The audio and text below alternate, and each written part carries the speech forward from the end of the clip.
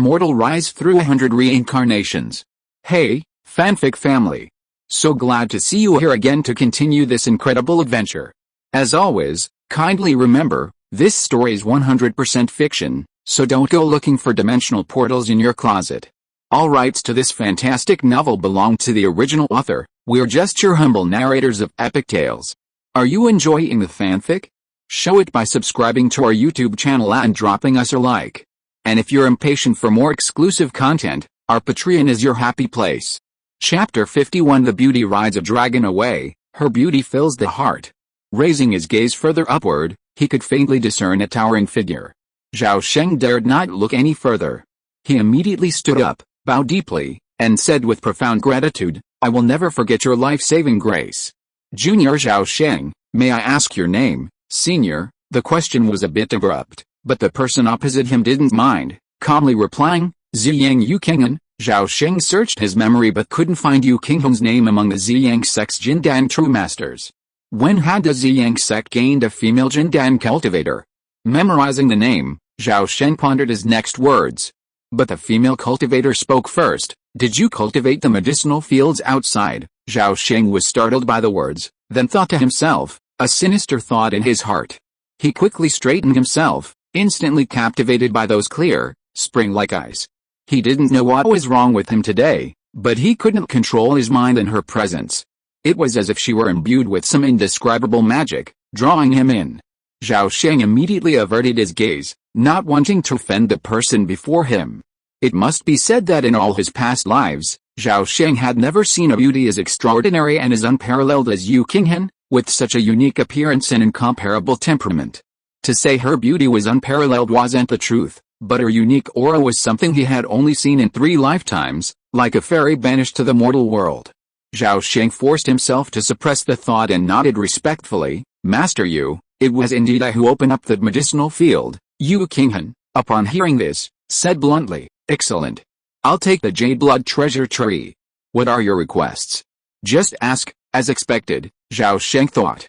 But before he could respond, he felt his body lighten, and then an irresistible force swept him up into the air. Light and shadows shifted before his eyes, and the sound of wind whistled in his ears. When Zhao Sheng regained his footing, he was shocked to find he had reached the depths of the medicinal field. He had just come to his senses, but the sight before him was a startling shock. A vast expanse of sloped land had collapsed, leaving only the medicinal fields and a small area near the mountain wall intact. Beyond that, Zhao Sheng saw a high-level cloud dragon, barely breathing, floating in the mist. Its body was riddled with narrow wounds so deep that the bone was visible. The wounds held a lingering icy sword energy, hindering its healing. Despite this dire state, the cloud dragon still dared not flee, for a lightning-shown dragon locking ring was now encircled around its neck. Clearly, it had been subdued by Yukinghan. Zhao Sheng took a single glance, then dared not look again, fearing the cloud dragon would vent its anger on him. His small frame was no match for the cloud dragon's wrath. Zhao Sheng turned his head, his gaze settling on the beautiful woman. He felt more and more that she was something extraordinary, like a banished immortal. In a trance, he could sense a radiant glow all over her body, her skin radiant, like the immortal gush. In that instant, Zhao Sheng suddenly realized that he might never encounter such a beautiful woman again, but even just once would be an unforgettable experience. His thoughts raced, and he lowered his eyelids to mask his inner turmoil. He then said proudly, "Master, if you like it, take it. A mere gift cannot compare to the life-saving grace." A smile flickered across Yukinghan's face, but it quickly returned to its cold expression. She shook her head, flatly refusing, "I never owe anyone anything." Yukinghan was a swordsman of the Heart Sword School, his mindset having reached the realm of a clear swordsman. In ancient times, a venerable monk left behind 4 maxims: the body is a Bodhi tree, the mind is like a mirror, constantly wipe it, and do not allow dust to accumulate. While this maxim doesn't quite fit the context, it captures some of its true meaning. For a swordsman of the Heart Sword School, karma is like dust, only a sword untainted by dust can sever the eternal. Sever karma, sever worldly ties. These 6 words are perfectly apt for a swordsman like Yukinghan. Zhao Sheng, of course, didn't know Yukinghan's character, and he assumed he was being modest. But upon seeing Yukinghan's radiant eyes, Zhao Sheng fell silent. He lowered his head, pondering for a moment. Raising his head again, He shook his head again and said sincerely, I'm a greedy person, and I always overthink. If you, Master, don't mind owing me karma, then please grant me a few treasures. As long as you feel we're not indebted, that's all. Yu Qinghen's bright eyes finally flickered. Her expression shifted slightly, and for the first time, she looked the man in front of her squarely in the eye. You're very honest. This kind of character is well suited to being a swordsman. Why not switch to the sword path in the future? Zhao Sheng was stunned. Does this mean you want to take him in as a disciple? But after seeing her expression, Zhao Sheng immediately dismissed the thought. It was obvious that this female Jinden-level swordsman had no intention of accepting a disciple. It was simply that her character was as pure as a sword, clear and unwavering, and she spoke whatever came to her mind. After a moment's thought, Zhao Sheng shook his head and said, I too enjoy swords, but I have no intention of becoming a swordsman. What a pity, Yu Qinghen said, untied the jade sword from her skirt, and handed it to Zhao Sheng, adding, I don't have any suitable treasures on me. This jade sword serves as a token of my loyalty. When you truly desire something, you can bring it to the Jiang sect to find me. Zhao Sheng took the jade sword and bowed in gratitude, saying, Thank you, Master, for the token of loyalty. I'll keep it in mind. Yu Qinghen quickly dug up the jade blood treasure tree, soil included. After doing this, she whispered, Your sacred land is very rare. Be careful not to expose it to others. Besides, Shiansu Mountain has become a troubled place. More Jinden from various sects will soon arrive. It's possible there will be more chaos. Come with me. Zhao Sheng hesitated, then gritted his teeth and said, Master, I appreciate your kindness. But I have unfinished business and don't plan to leave just yet. The cold wave had arrived, making it difficult to ascend Shiansu Mountain. If they left now, it would take at least 6 months to re-enter the mountain. And the return might not be as smooth as this time. Zhao Sheng, unwilling to risk his life, gambled that Shiansu Mountain was so vast that no one would discover this place. He had a good chance of winning, as the slopes were truly hidden, otherwise, no one would have found it for centuries. In that case, take care of yourself, Yu Qinghen said, preparing to leave. But before she left, she suddenly tossed out an object, saying, Since you also enjoy swords, you might want to study this more. Zhao Sheng caught the flying object and saw it was a bright pearl. A sword-wielding figure flashed within the pearl, and a hint of sword spirit emanated from its surface. As Zhao Sheng observed the jade bead, Yu Qinghen soared to the head of the cloud dragon and placed her jade hand on its horn. A roar echoed through the sky, and a vast cloud of mist suddenly formed around the cloud dragon. Clouds and mist rose, and the dragon and the female cultivator slowly ascended to high altitude. In a flash, they vanished into the depths of the boundless sea of mist. Riding the wind with a sword, subduing a dragon with a single thought. This is a true immortal cultivator. Zhao Sheng sincerely felt that only cultivators like Yu Qinghen, who roamed freely in the world, could truly be his goal. The likes of Wei Wuwo and Shen Zichuan were mere scoundrels, sullying the very name of an immortal cultivator. He wondered when he would ever reach such a state. Zhao Sheng sighed heavenward, lamenting the arduous and long road to ascension. After a long silence, he burst into laughter, the frustration of several lifetimes of unsuccessful cultivation gradually dissipating in his laughter. At that moment, the female cultivator who had subdued a dragon with a single sword, transformed from a celestial being into human, had become a beacon on the path to ascension, waiting for him to cross. But he wondered if she would be there by then. Thanks to fellow book friend Hangsing Shuhei for his 100 coin reward. This is the third tip in 2 days. Beimei is grateful and promises to complete this novel with all his heart. Chapter 52, Immortality and Transformation into True Dragon. The beautiful woman had left, and Zhao Sheng turned to return to the cave. Just then, he suddenly cried out in surprise and hurried to a rock face beside the cave. Reaching into the crevice in the rock face, Zhao Sheng yanked, extracting a massive, knife-like claw. The lower half of the claw held a bloody chunk of flesh, adorned with 2 fragments of broken scales.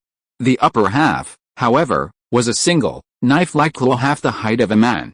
Needless to say, this thing was left behind by the unfortunate cloud dragon. Zhao Sheng held the claw and surveyed the surroundings. Only then did he notice that the cloud dragon had indeed left behind quite a few goodies. Scattered along the slope and nearby mountain walls were patches of sticky, crimson, and fragrant dragon blood. Small pieces of dragon flesh of varying sizes clung to the rocks and slopes, occasionally accompanied by fragments of dragon scales, some broken and some intact. Zhao Sheng was overjoyed upon seeing this. As one of the most elite true dragon species, a Jiaolong's entire body is a treasure. The Jiaolong's inner elixir is a top-grade spiritual object used to refine the golden elixir. Its flesh and blood can be used to refine elixirs and extract essence in blood. Its scales, claws, and bones can be used to refine weapons. Even its feces can be used to intimidate lesser demonic beasts. The value of the flesh, blood, and scales shed by a giant-level Jiaolong is undeniable. Zhao Sheng toiled for most of the day, finally cleaning the slope and surrounding mountain walls. Lacking suitable containers, he carved 2 large vats out of stone to hold the Jiaolong's true blood and the remaining flesh and scales. As for the claws, Zhao Sheng painstakingly used his magical flying sword for nearly half an hour to separate the claws from the attached bones and flesh. Only a 4-foot-long claw remained, barely enough to fit into his storage bag. After moving the 2 vats into the cave and hiding them, Zhao Sheng's previously treated injuries flared up again. His expression changed. After barely sealing the cave entrance, he immediately took a healing pill and sat cross-legged, channeling his spiritual energy to gradually repair the cracks in his internal organs. Time flew by, and in the blink of an eye, a month had passed. Xianzhu Mountain was growing colder by the day. Frequent cold waves brought bitter suffering to countless herbalists, forcing them to leave the mountain early, awaiting the thaw the following year. As a result, Xianzhu Mountain became deserted, and the area between the first and second layers of the Sea of Clouds was almost deserted. In contrast, the area above the third layer of the Sea of Clouds was bustling. From time to time, Giant's Henren could be seen arriving at Xianzhu Mountain, either riding magical weapons, riding beasts, or simply aboard cloud boats. Upon arrival, most Giant's Henren flew directly above the third layer of the Sea of Clouds. A few also traveled to Dongshan City to inquire with acquaintances about the situation. Once fully prepared, they set off for a mysterious realm. Zhao Sheng remained oblivious to the outside world's commotion, and he cared little for it. Inside the tunnel, Zhao Sheng swung his pickaxe, chipping away at a stone with each stroke. He was working furiously. Ever since his internal organ injuries fully healed 20 days ago, Zhao Sheng had devoted most of his energy to digging the tunnel. Over the past 2 weeks, the tunnel had more than doubled in length. The concentration of spiritual energy in the surrounding area had also increased at an astonishing rate, far surpassing the peak level of the Longley Lake spiritual vein. For the past 2 days, Zhao Sheng had developed a vague premonition that the tunnel was nearing its end. About 2 hours later, Zhao Sheng struck the stone wall with the tip of his pickaxe and suddenly felt a lightness in his hand. He looked again and saw that the pickaxe had sunk mostly into a dark hole. Haha! Finally, Zhao Sheng was overjoyed. He quickly pulled out his pickaxe and chiseled more than 10 times, expanding the hole before him to a size large enough for a person to enter. Gazing at the pitch-black, unknown cave before him, Zhao Sheng removed a light ball from the stone wall and tossed it into the cave. As the illuminating ball descended, Zhao Sheng's light allowed him to clearly see the cave. To his surprise, the cave was surprisingly spacious, exceeding 3 meters in diameter. The surrounding rock walls, except for cracks caused by tree roots, were remarkably smooth, creating the illusion of a circular tunnel, easily navigable by a heavy truck. This is, Zhao Sheng frowned at the strange sight, a secret rumor circulating in Dongshan City suddenly resurfacing in his mind. There is a king of spirit earthworms, named the Mountain Dragon. They are as mighty as mountains, their nascent souls are invincible. They live for thousands of years, yet remain immortal, transforming into true dragons after 100 tribulations. Zhao Sheng muttered to himself, could this tunnel have been carved by a mountain dragon? He doubted it was a natural formation. Besides a mountain dragon, Zhao Sheng couldn't imagine any other powerful demonic beast capable of freely traversing a mountain over 200 meters deep and carving out such a massive tunnel. After a moment, Zhao Sheng slowly and cautiously walked along the tunnel. He was fully armed, holding the small Zhao Sheng talisman plate in his right hand and a pale green arrow in his left. 3 water-swirling shields floated before him, and he was clad in 2 layers of golden armor. The tunnel wasn't perfectly horizontal, but sloped downward at a 30-degree angle. He then discovered that the mysterious tree roots were the signposts. They not only grew along the tunnel, but also aligned with the direction of the spiritual vein. After walking about 3 or 4 miles, Zhao Sheng suddenly felt his vision open up. An underground cave suddenly appeared before him. The cave covered dozens of acres, and the concentration of spiritual energy within was unprecedented. It was certain that this concentration was comparable to that of a second-level spiritual vein. However, Zhao Sheng's mind was not on this. He was stunned by the scene before him. Within the vast cave, countless python-like tree roots broke through the stone walls and drooped down from all directions. Each root ended in the body of a massive, serpentine creature, coiled like a mountain, in the center of the cave. The golden core cloud dragon he had seen previously was already a massive creature, but compared to the giant before him, it was nothing more than a tiny loach. From the moment he laid eyes on it, Zhao Sheng was absolutely certain it was a mountain dragon. It wasn't just because its form resembled an earthworm magnified countless times. Nor was it simply because of the swarms of spirit earthworms burrowing in and out of its body. Most importantly, it exuded an aura remarkably similar to that of a cloud dragon, akin to the might of a dragon. Even though the mountain dragon had been dead for countless years, the inherent aura of a high-ranking dragon creature lingered, still gripping him. Zhao Sheng pushed aside the tree roots blocking his path and slowly approached the mountain dragon. As he drew closer, he was increasingly struck by the mountain dragon's immense size. He was also filled with deep regret, lamenting that even a powerful being like the mountain dragon, favored by heaven and earth, could not survive the calamity of dragon transformation.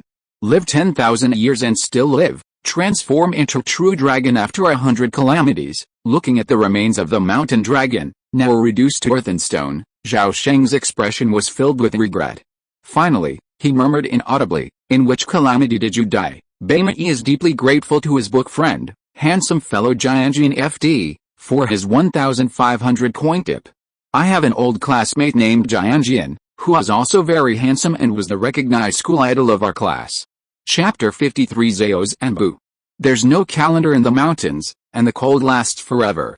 Ever since the cold wave closed the mountain, the temperature on Shiansu mountain has been dropping steadily.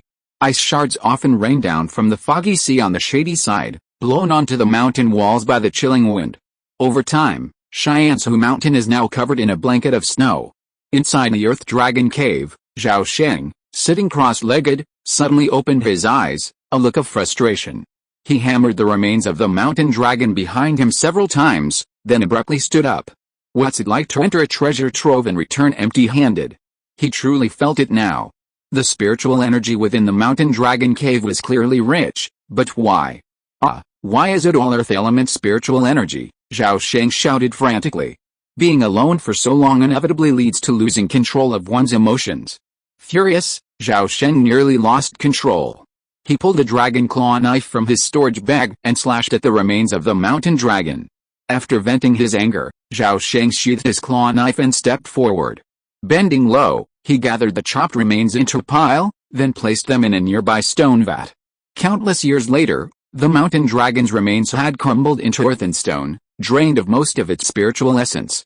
But Zhao Sheng was surprised to discover that this earth and stone could actually be used as medicinal soil.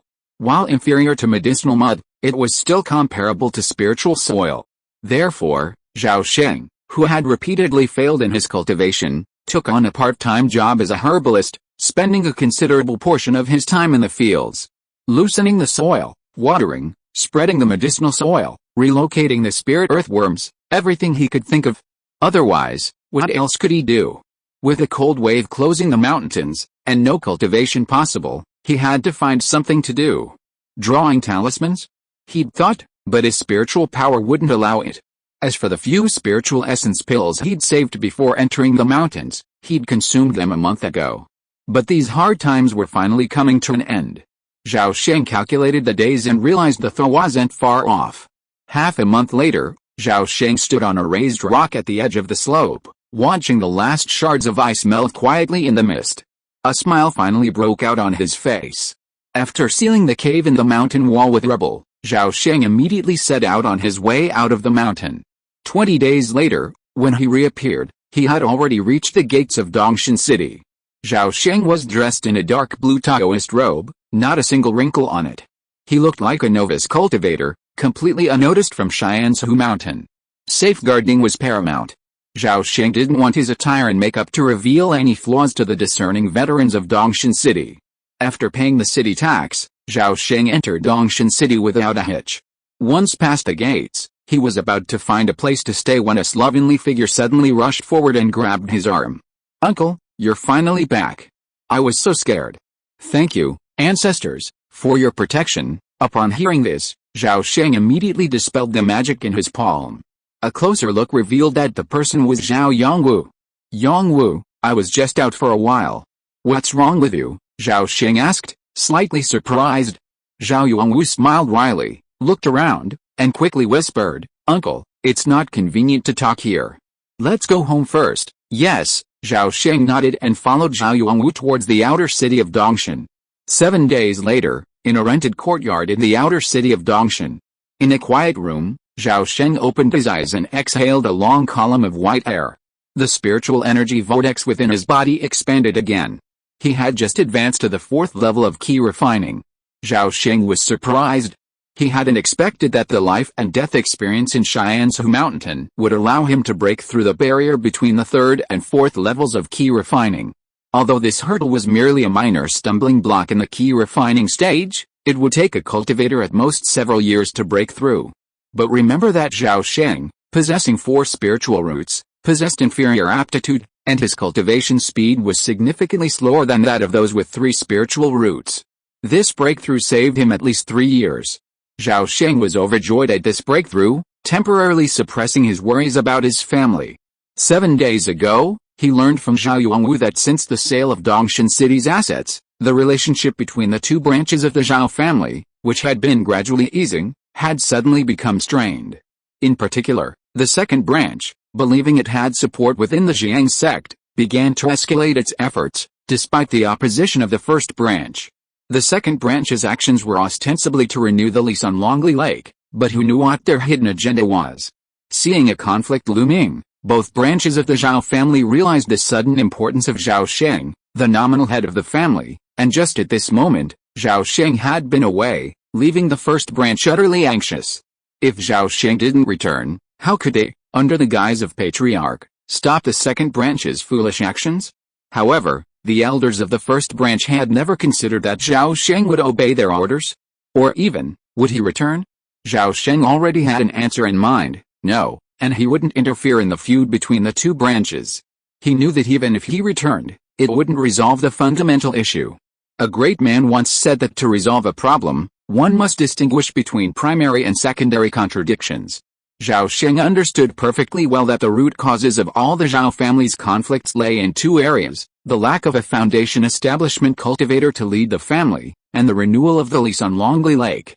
As long as these 2 issues were resolved, all others would fall into place. With this thought in mind, Zhao Sheng stood up and left the room, looking up at the cave beyond. Dusk was gradually falling. He muttered to himself, calculating the time, it should be coming soon. The next morning, just as Zhao Sheng was drawing the talisman, Zhao Yongwu entered the room excitedly, bearing good news. The Zhao Jinding clan elder had arrived in person. A moment later, Zhao Sheng entered the living room and immediately spotted Zhao Jinding, his face pale, sitting in the chair at the upper left. Next to him sat a thin, elderly man with a face somewhat resembling Zhao Jinding. Zhao Sheng gazed at him and wondered, could he be the current leader of the Zhao clans and Bu?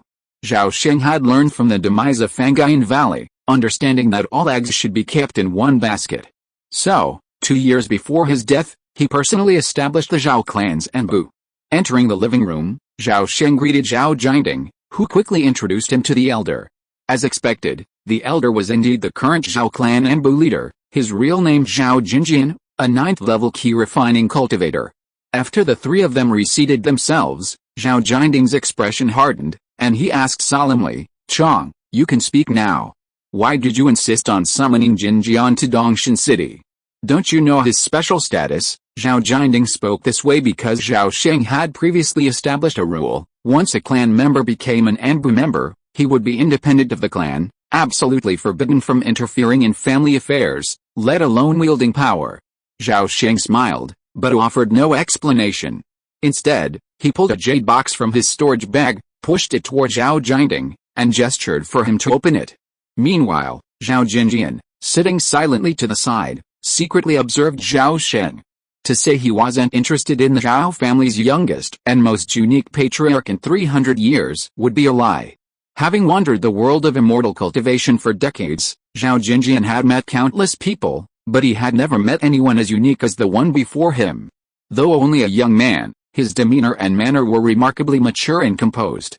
He looked nothing like a young man, but rather like a centuries-old monster. Strange, truly strange. Could it be that someone has possessed him? Zhao Jinjian was just pondering this when he suddenly heard Zhao Jinding exclaim. Thanks to my book friend, I love wine and sweet potatoes, for the 2,000 coin reward. Bema about ingratitude. Chapter 54 Danding Pavilion sells ZHI. Red Fire Ganoderma, huh? At the sound of the words Red Fire Ganoderma, Zhao Jinjian's mind froze, his previous confusion instantly forgotten. He sprang to his feet, took a step forward, and stared intently at the contents of the jade box. The crimson flames were like fire, the umbrella-shaped cap like jade. Yes, it's Red Fire Ganoderma, Zhao Jinjian blurted out. Ever since he was recalled, he'd wondered why his family had summoned him to Dongshan City. He'd even speculated that they wanted him to take action against someone or something. After all, the Anbu were supposed to do the dirty work. But now it seemed he'd been completely wrong. And for the best. Zhao Jinjian's face flushed with excitement. He was no fool. After seeing the Red Fire Ganoderma, how could he not understand what it meant? Zhao Jinjian suppressed the urge to burst out laughing, but in his heart he thought, haha, I can build my foundation. I can actually make it this day. He knew the Zhao family's background perfectly well. He had once thought his life would only end at the great perfection of key refining. But, the ancestor had appeared, gifting him such a big surprise. Compared to the reserved Zhao Jinjian, Zhao Jinding was more direct. He snapped the jade box shut and excitedly asked, Chong, how did you get this? Zhao Sheng smiled calmly, saying, maybe it was a blessing from heaven. I was lucky enough to find a few elixirs in Shiansu Mountain. Red Fire Ganoderma is one of them. As the saying goes, listen to the meaning behind the words. Zhao Jinding immediately understood the hidden meaning behind Zhao Sheng's words and quickly asked, do you have any elixirs that rival Red Fire Ganoderma? Zhao Sheng nodded and took out 3 more jade boxes. After returning to Dongshan City, he chose not to sell the elixirs at the alchemy pavilion or the medicinal herb shop. For one thing, these elixirs were extremely precious. If Zhao Sheng were to sell them alone, it would be conspicuous. Even if he used makeup to conceal his identity, the world of immortal cultivation possessed countless extraordinary skills and secret techniques, and there were many ways to find him if someone was determined. After all, he could quickly identify a person's identity through his sense of smell. He couldn't guarantee that other cultivators didn't possess similar secret techniques. At this point, finding a few more people to share the burden was essential. He figured 2 9th-level key refining cultivators could fend off most of the greedy gazes. As Zhao Sheng pondered this, Zhao Jinding opened the 3 jade boxes one by one. The 400-year-old spirit refining grass, the 700-year-old dragon disgusting fruit, and the arm-length 1,000-year-old polygonidum root, 3 kinds of spiritual herbs, each of them extremely valuable. The 1,000-year-old polygonidum root, in particular, was the main ingredient in the 3rd-level spiritual elixir, the polygonidum pill. The 3rd-level polygonidum pill was a precious elixir used by Jinden's Henren to urgently restore their mana. One pill could instantly replenish 30% of a Jinden's Henren's mana, demonstrating its preciousness. These 4 spiritual herbs were only a small portion of what Zhao Sheng had in his storage bag.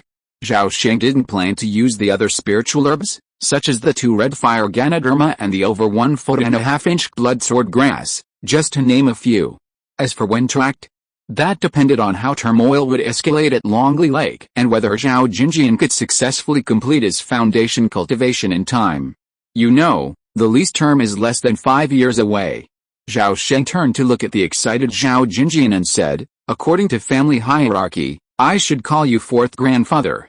4th grandfather, I'd like to know how many years it will take you to build your foundation with these things. Zhao Jinjian paused, immediately understanding Zhao Sheng's meaning. He pondered for a moment, then said with a firm expression, 4 years is plenty. I'm already in the late 9th level. 3 years will be enough to ascend to the great perfection of key refining, leaving just 1 year for building my foundation. Zhao Jinding, standing nearby, listened with a mixture of joy and sorrow. The joy was obvious. The sadness was understandable. Seeing others succeed while he failed, it would be strange if he wasn't sad. He blamed himself for his own failure, not others. 3 days later, Zhao Jinding left Dongshan City, full of confidence. Zhao Jinjian, however, rented a courtyard near Zhao Sheng's and settled down there. 3 years passed in a flash. On the third day after the summer solstice, Zhao Sheng witnessed Zhao Jinjian enter a quiet training room in the inner city of Dongshan Heaven, dedicated to foundation building. Afterward, he returned to the courtyard and instructed Zhao Yuanwu to guard the door. Then, dressed to look mature and applying makeup to resemble middle-aged, Zhao Sheng arrived at the Danding Pavilion in the inner city. The Danding Pavilion, a massive 6-story building covering over 2 acres, resembled an oversized alchemy furnace. The interior was exquisitely elegant and antique, and the air was filled with the aroma of various medicinal herbs. This was a large shop run by the Danding sect, a major immortal cultivation sect, in Dongshan City. It not only traded in elixirs but also sold a variety of elixirs. As a millennium-old establishment, the Danding Pavilion's reputation was unquestionable. Over the past 3 years, Zhao Sheng had sold 4 elixirs to the Danding Pavilion. Furthermore, he had spent considerable effort in these years to learn more about the Danding Pavilion. Zhao Sheng had come in disguise this time because he was finally ready to take action.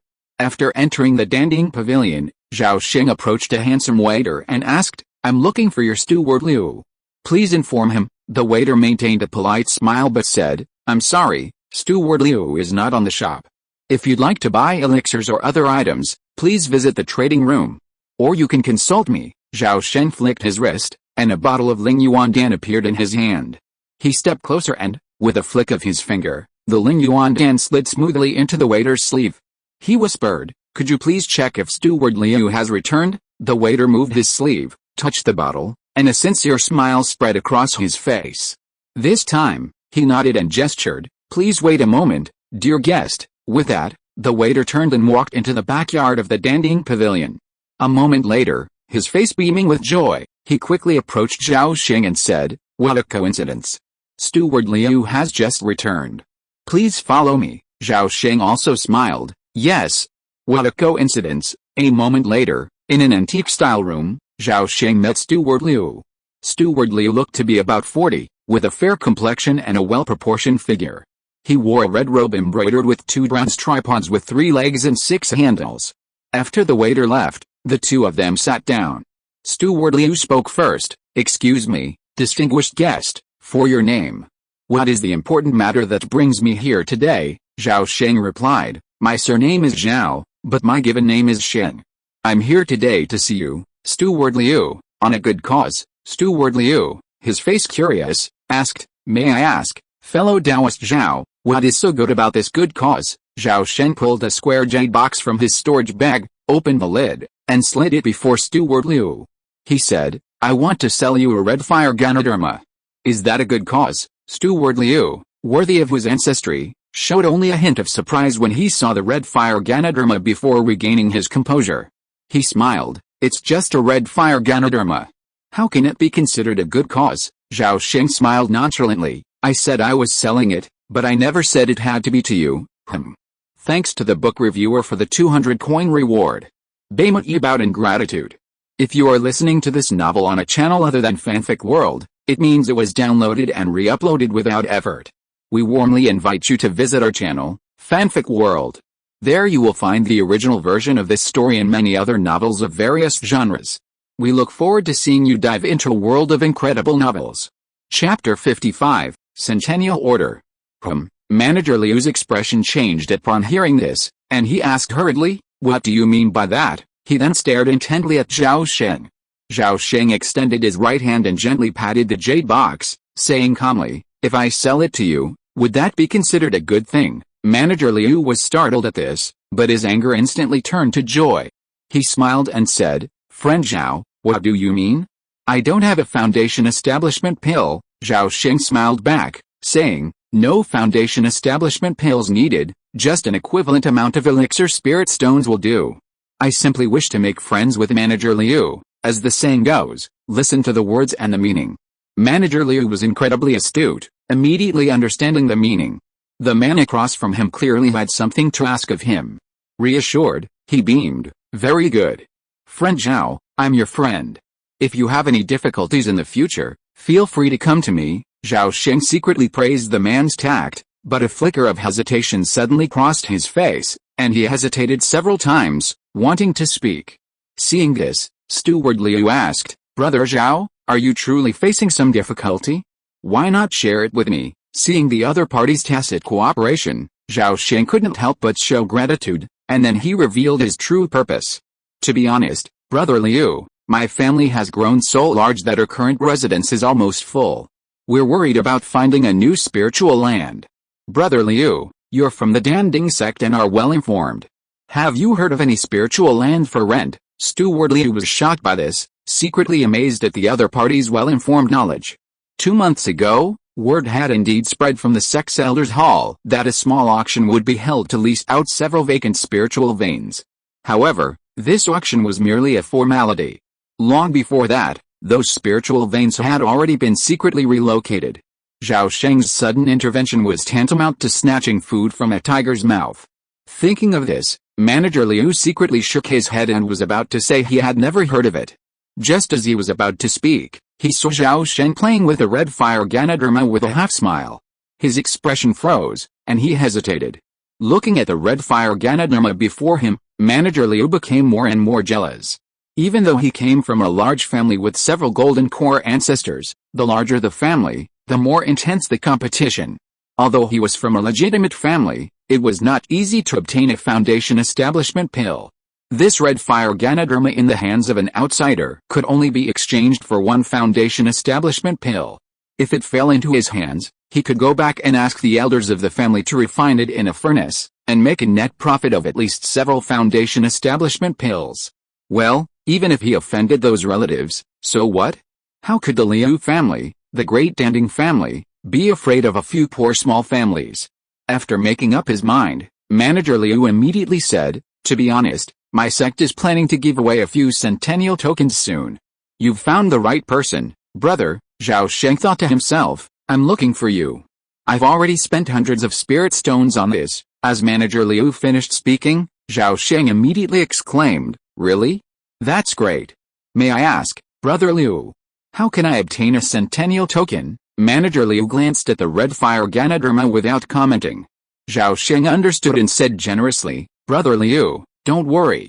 No matter what the outcome, I'll sell this red fire Ganoderma to you." Manager Liu smiled with satisfaction upon hearing this, and then said gently, "In 3 months, our Danding sect will hold an auction for centennial tokens. Anyone with an invitation can participate." However, seeing the other party hesitant, Zhao Sheng asked seriously, "However, what? Please explain clearly, Brother Liu." "Ahem." Manager Liu coughed twice and said awkwardly, "To be honest, brother, I'm afraid I've already found a buyer for those 100-year tokens." Zhao Sheng smiled faintly and said calmly, "I won't make things difficult for you, Brother Liu. I just want an invitation. That shouldn't be a problem for you, Brother Liu." Manager Liu was overjoyed and immediately patted his chest and assured, "It's just an invitation. Don't worry, it will be here in 2 weeks at most. Come to Danding Pavilion again, and I'll definitely give you the invitation." Zhao Sheng smiled and said, "Then I'll trouble you, Brother Liu. Don't worry, it's a piece of cake." With that, both parties were delighted. A quarter of an hour later, Manager Liu enthusiastically escorted Zhao Sheng to the door of Danding Pavilion and watched him leave. After leaving Danding Pavilion, Zhao Sheng crossed a few streets and slipped into an inn. When he returned, he looked completely different. He then wandered aimlessly through the inner city, confirming that no one was following him. Only then did he return to his usual self and return to his courtyard. Upon returning home, Zhao Sheng immediately entered his quiet room. Sitting cross-legged on a cushion, he removed his storage bag and pulled out a pile of bottles and jars. 10 bottles of soul-gathering pills, 10 bottles of spirit-nourishing pills, 7 bottles of meridian-strengthening pills, 4 bottles of soul-exploding pills, and 3 bottles of barrier-breaking pills. In addition to various first-grade elixirs, Zhao Sheng had also specially exchanged for some spiritual herb seeds. The total value was approximately 30,000 spirit stones, the exact same price as a foundation establishment pill. Zhao Sheng knew he'd lost out. Since Manager Liu had sold these elixirs to him at market price, his cost must have been even lower. But Zhao Sheng had no regrets. Sometimes, suffering a loss is a blessing. One must have foresight. After inspecting the elixirs, Zhao Sheng put most of them back into his storage bag, leaving only 1 bottle of soul-gathering pill. The soul-gathering pill was a first-grade, premium elixir that was 30% more effective than the spirit essence pill.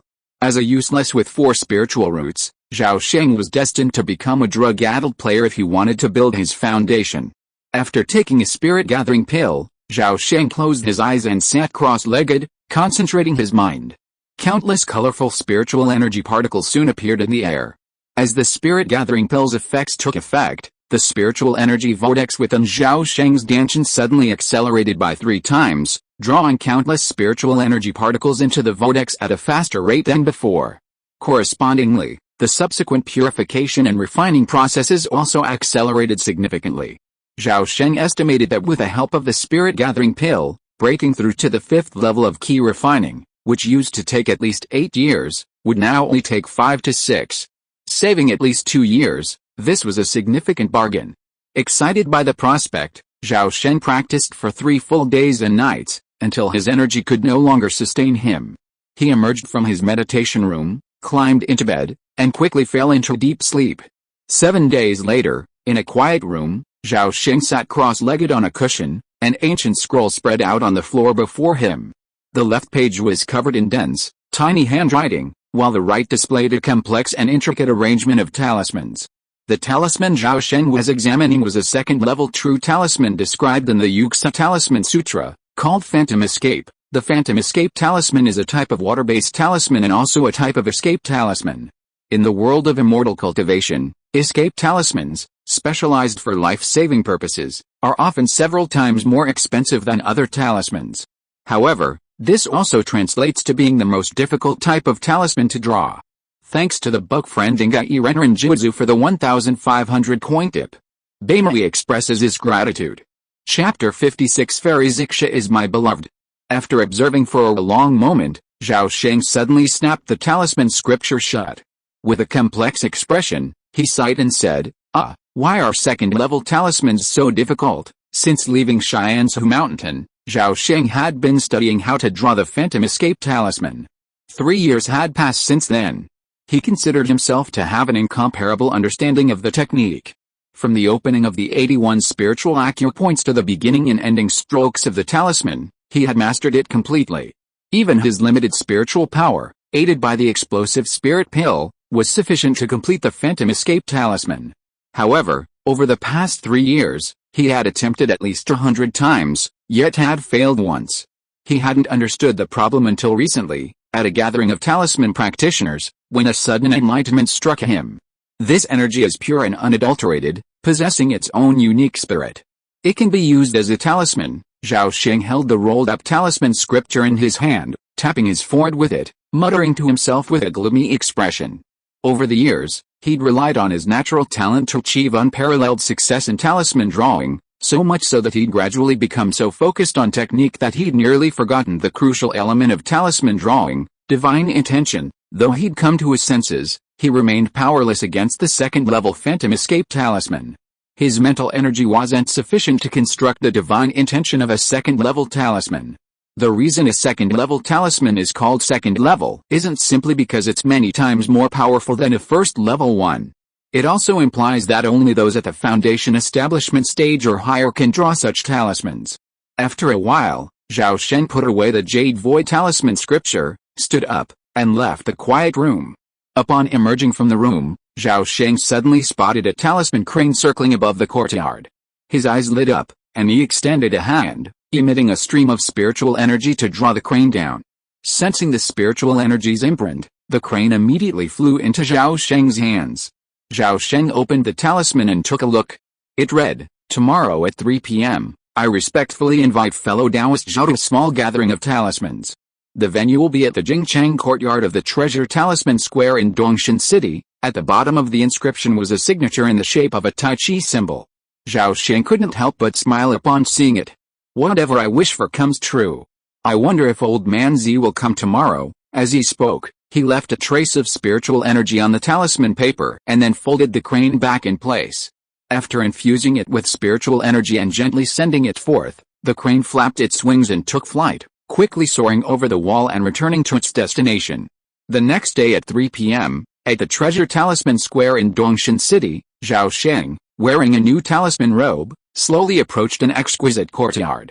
At that moment, The young waiter guarding the door saw Zhao Sheng approach and immediately stepped forward with a beaming smile, complimenting him. "Senior Zhao, you haven't been here for a while.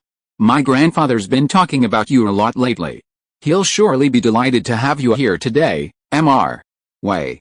How are you doing lately?" Zhao Sheng casually inquired, handing him a healing talisman. "Grandpa's in excellent health, and he recently took a concubine," the young waiter replied fluently, grinning from ear to ear after receiving the talisman. Zhao Sheng glanced at him and said calmly, "If it weren't for your incompetence, Mr. Wei wouldn't have to work so hard. I believe he's 91 this year." The young waiter's face froze, speechless. It was strange that the Wei family, with over 100 members combined, didn't possess any spiritual roots. You must know that in the world of immortal cultivation, if a family fails to produce descendants with spiritual roots, no matter how prosperous they are now, it means the end of their lineage. Approaching the main gate, Zhao Sheng waved, "All right, wait outside to receive the next person. It's not my first time here, after all." With that, Zhao Sheng turned and entered the courtyard without even glancing at the other person. This time, the Talisman Cultivator Gathering was held at the same venue. As Zhao Sheng walked into the gathering hall with familiarity, he was immediately greeted enthusiastically by many people. "Fellow Taoist Zhao, you're here.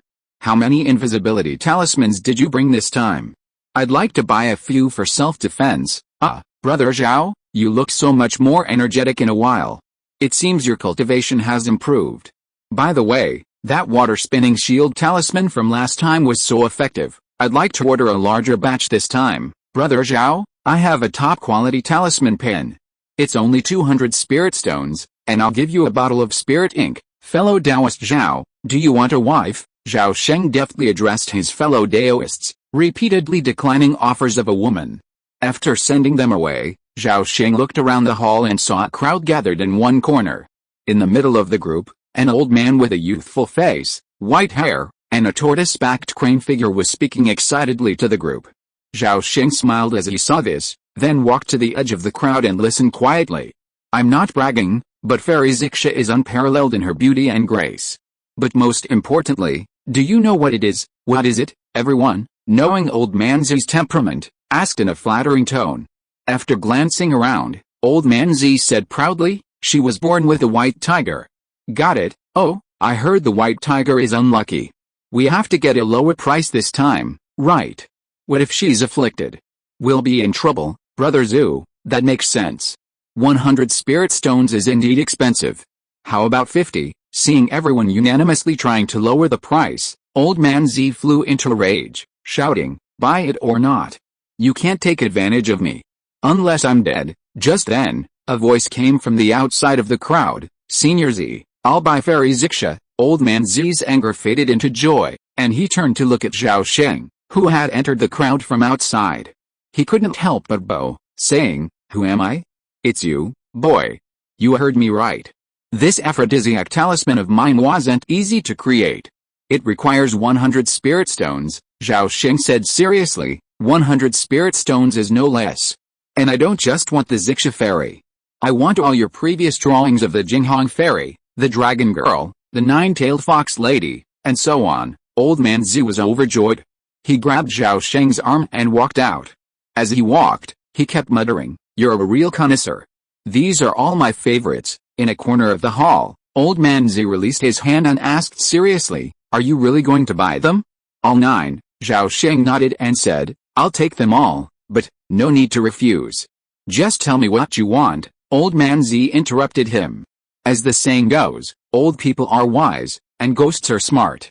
He had lived for so many years, so how could he not see that Zhao Sheng's actions were clearly ulterior motives? Seeing this, Zhao Sheng said frankly, "I want to learn how to refine phantom talismans, like the erotic talismans." Zhao Sheng emphasized.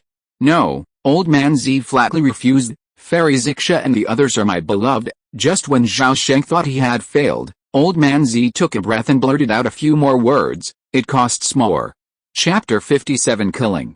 7 days later, Zhao Sheng sat cross-legged in a quiet room, his hands constantly moving, his 5 fingers flickering, causing a ball of light to roll back and forth on his fingertips. Faint flickers of light appeared within the ball. This ball of light was the first level spell, the illusion light technique. Zhao Sheng released his grip, letting the ball hover before his eyes, staring intently at it. But as his mind wandered, he sensed 9 spiritual vortices scattered within and around the ball. Invisible veins connected these 9 vortices, and from these veins, tiny specks of light continuously emanated. Simultaneously, his mind reverberated with the words of Old Man Zi's instruction 7 days earlier: a talisman must have a key, and the key must communicate with the spirit. If the key is unlocked during the talisman's creation, the spirit will flow into it. If the key is not unlocked, the spirit will be wasted. Those tiny specks were the escaping spirit. This was the fundamental reason why Zhao Sheng constantly observed and studied the illusion light technique. It was because his control over the spirit was too weak. The acupoints are connected, the divine will is continuous. This phrase is recorded on the 2nd page of the Yuksa Talisman Sutra. Zhao Sheng had always assumed that this meant that when drawing a talisman, the divine will and spiritual energy must flow continuously, connecting horizontally and vertically with each stroke. This was correct, but now it seems that his thinking was a bit superficial. According to Old Man Zi, drawing a talisman requires knowing how to control the divine will through the acupoints. The main reason why Kigan cultivators find it difficult to master 2nd-level talismans is not a lack of divine will, but a lack of control over it. Therefore, when drawing talismans, a considerable amount of divine will is unconsciously wasted. According to Zhao Sheng, the spiritual acupoints and talismans and spells are like acupuncture points in the human body. Spiritual energy builds the circuits between the spiritual acupoints, which must flow unobstructed. Divine will is the marker on this circuit, guiding the spiritual energy of heaven and earth to flow and transform along the circuit. Take the simplest illusion technique, for example. It has 9 orifices. Once activated, it communicates with the spiritual energy of heaven and earth. This spiritual energy, guided by divine will and spiritual power, then transforms through these 9 orifices into various celestial forms. Spells and methods are interconnected. Understanding the methods leads to understanding the spells. To create a 2nd-level illusion talisman, Zhao Sheng must begin by analyzing the most basic illusion techniques. Furthermore, he must maximize his control over divine will to achieve the effect of reducing energy consumption and increasing efficiency. As the saying goes, knowing is easy, doing is difficult. Even with Old Man Zi's guidance, success wasn't instant. Over the past few days, Zhao Sheng has repeatedly created hundreds of illusion talismans to improve his control over divine will. 7 days ago, drawing 18 talismans would exhaust his mental energy. Today, he's been able to draw 23. This is considerable progress. However, for a 2nd-level illusion talisman, this level of improvement still doesn't meet the minimum standard for refining. A moment later, Zhao Sheng waved his hand to dispel the phantom ball of light, sighing, "Forget it, there's still a long way to go. Let's go to Danding Pavilion first." Judging by the time, the invitation should have arrived. With that, he stood up, pushed open the door, and walked out. Half an hour later, Zhao Sheng arrived at Danding Pavilion again. This time, he didn't need to ask, someone had already been waiting for him. Upon Zhao Sheng's arrival, a waiter led him to meet Manager Liu. In the 3rd-floor trading room, Manager Liu had just seen off a foundation establishment cultivator. Upon seeing Zhao Sheng, he smiled and greeted him. "Brother Zhao, you've arrived just in time. The things you requested have arrived." Zhao Sheng bowed and smiled. "Thank you very much, Brother Liu.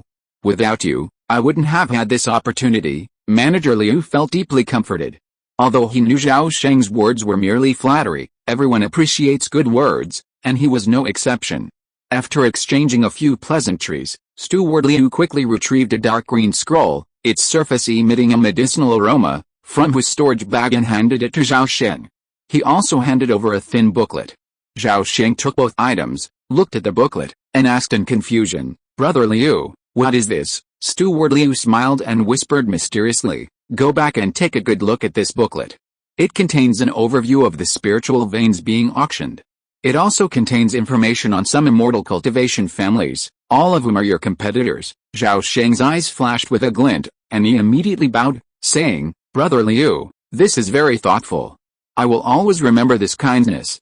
I will repay you later." Steward Liu waved his hand, saying nonchalantly, "Brother Zhao, you are being too polite. It's just a small favor. Besides, thanks to you, I've made a fortune this time." Upon returning to the family, Steward Liu's luck was on the rise. He unexpectedly refined 6 foundation establishment pails from his single furnace, one of which was even of the highest quality. As a result of this incident, Steward Liu's foundation building mission was not only a certainty, but his status within the clan also greatly increased. To show his gratitude, he felt compelled to do something to express his gratitude to Zhao Sheng. Upon hearing this, Zhao Sheng retorted, "Brother Liu, why do you say that? Our last transaction was a fair one. Even if you make a lot of money, it's all thanks to you, Brother Liu, and it has nothing to do with me, haha, let's not talk about that." Steward Liu laughed heartily. "In 3 months, I'll also be reporting back to the clan. Brother Zhao, you and your men will come with me then." Zhao Sheng quickly expressed his gratitude. Steward Liu feigned disdain, saying, "Brother Zhao, you're being too formal." Zhao Sheng was about to speak again when a figure suddenly emerged from the hallway and approached the two of them, seemingly just passing by. Steward Liu immediately greeted the newcomer, "Staff Shen." Steward Shen was a man over 60 years old. "Yes," he nodded to Manager Liu, but made no move to stop. However, as he passed Zhao Sheng, his fingertips brushed the hem of his shirt. Manager Liu seemed oblivious. But after Manager Shen left, Zhao Sheng suddenly asked to leave. Manager Liu tried to persuade him to stay, but seeing Zhao Sheng's resolute attitude, he stopped talking. A moment later, Zhao Sheng hurriedly left Standing Pavilion, his face expressionless. As he walked further away, a middle-aged man of ordinary appearance, a black eagle perched on his shoulder and covered in silver-white armor, suddenly turned from the corner. He stared at Zhao Sheng's back, a hint of murderous intent in his eyes. As the black eagle flapped its wings and took flight, the middle-aged man sneered and quietly followed Zhao Sheng. Zhao Sheng, seemingly unaware of his pursuit, head lowered, walked towards the outer city. After walking about 3 or 4 miles and crossing 7 or 8 streets, he suddenly slowed his pace and turned down a secluded alley. Upon witnessing the scene, the middle-aged man looked up at the sky. The vulture was circling overhead. Reassured, he silently made his way to the alley's edge and slipped inside. Entering, he suddenly saw a stunningly beautiful woman, draped in a purple veil. Standing not far away, she smiled at him, her eyes filled with tenderness and affection. The alluring sight captivated the middle-aged man, and he lost his mind for a moment. At that moment, something unexpected happened. Suddenly, a vast cloud of fog rose, instantly enveloping the entire alley. The middle-aged man, his vision obstructed, quickly snapped back to his senses, his face draped in fear as he exclaimed, "Oh no," but it was too late. Amidst the clanging of swords, a cloud of water, imbued with sharp sword energy, coalesced and descended like a torrential rain, drowning the middle-aged man. Suddenly, a vast expanse of bloody mist erupted from the white fog, and a thick, sickening stench of blood quickly spread. When the mist gradually dissipated, the alley was completely empty. The ground was now densely packed with countless small pits. At the edge of the alley, the silver-white half-body armor had become a honeycomb, with a large pool of bloody flesh slowly flowing out from it. Thank you to the book friend Ming Shinbu for the 100 coin reward. Baimuyi thanks you. Chapter 58 Golden Sword Foundation Building. Standing Pavilion. As soon as Zhao Sheng left, Manager Liu's face suddenly darkened. He turned back to the pavilion, broke into a sunny room on the 2nd floor, and found Manager Shen. As soon as they met, Manager Liu spoke harshly and questioned, "Shen's Hongs, you must give me an explanation." At this time, Manager Shen, who was looking out the window, turned around and said calmly, "Brother Liu, what explanation? I don't know what you are talking about." "Bah, you are still pretending with me. Have you forgotten what you just did?" Manager Liu said viciously. "You Shen family are so bold that you even dare to rob the invitation letter issued by the Sects Elders Hall. Do you think that even if the matter is finally exposed, Deacon Shen of the Good Deeds Hall can protect your Shen family? You dare to do such a despicable thing? Have you asked our Liu family?" When Manager Shen heard this, his face changed drastically, and he quickly put on a smile and said flatteringly, "Brother Liu, let's talk it out. Why do you hurt the harmony of our own people for an outsider who doesn't want to do it? You know our Shen family has long awaited the Centennial Order. What was once a sure thing now suddenly has a competitor. A fierce reaction is inevitable." With this, Manager Shen deftly slipped a radiant jade pendant into Manager Liu's hand. Manager Liu's expression eased slightly, but he couldn't help but grumble, "Even if it's for the family's future, you can't resort to any means necessary. I was originally quite optimistic about that young man. He's so knowledgeable and tactful at such a young age. There aren't many of those in the world of immortal cultivation these days. Just as Zhao Sheng had imagined, the world of immortal cultivation is filled with countless extraordinary feats and secret techniques. Despite his meticulous disguise, he couldn't hide his surging, fiery energy. Manager Liu, simply by sensing Zhao Sheng's energy, could tell he was no older than 30. Hypocrisy, Manager Shen secretly scorned, thinking to himself, wasn't it your Liu family who leaked that man's information? He's trying to have the best of both worlds, without getting involved in any of the dirty work. Haha, truly worthy of being a member of the smiling-faced Denver Liu family. Just then, a fluttering sound of wings echoed from outside the window. A black vulture suddenly flew through the window and landed on the table in front of them. Upon seeing the vulture, Manager Shen's face suddenly changed, and he uttered, "Not good." Elsewhere, after slaying the pursuer, they continued their pace toward the outskirts of Dongshan City. As they walked, Zhao Sheng took out a booklet and began flipping through it. His gaze quickly fixed on a single page, the Shen family of Shannon Kingdom. Upon exiting the Dongshan cave, Zhao Sheng quickly changed into a new set of clothes, throwing his old clothes off the cliff. Then, he soared into the air, swiftly climbing along the mountainside toward the top of Xiansu Mountain. In a moment, Zhao Sheng dwindled to a black dot, quickly disappearing into the sea of clouds.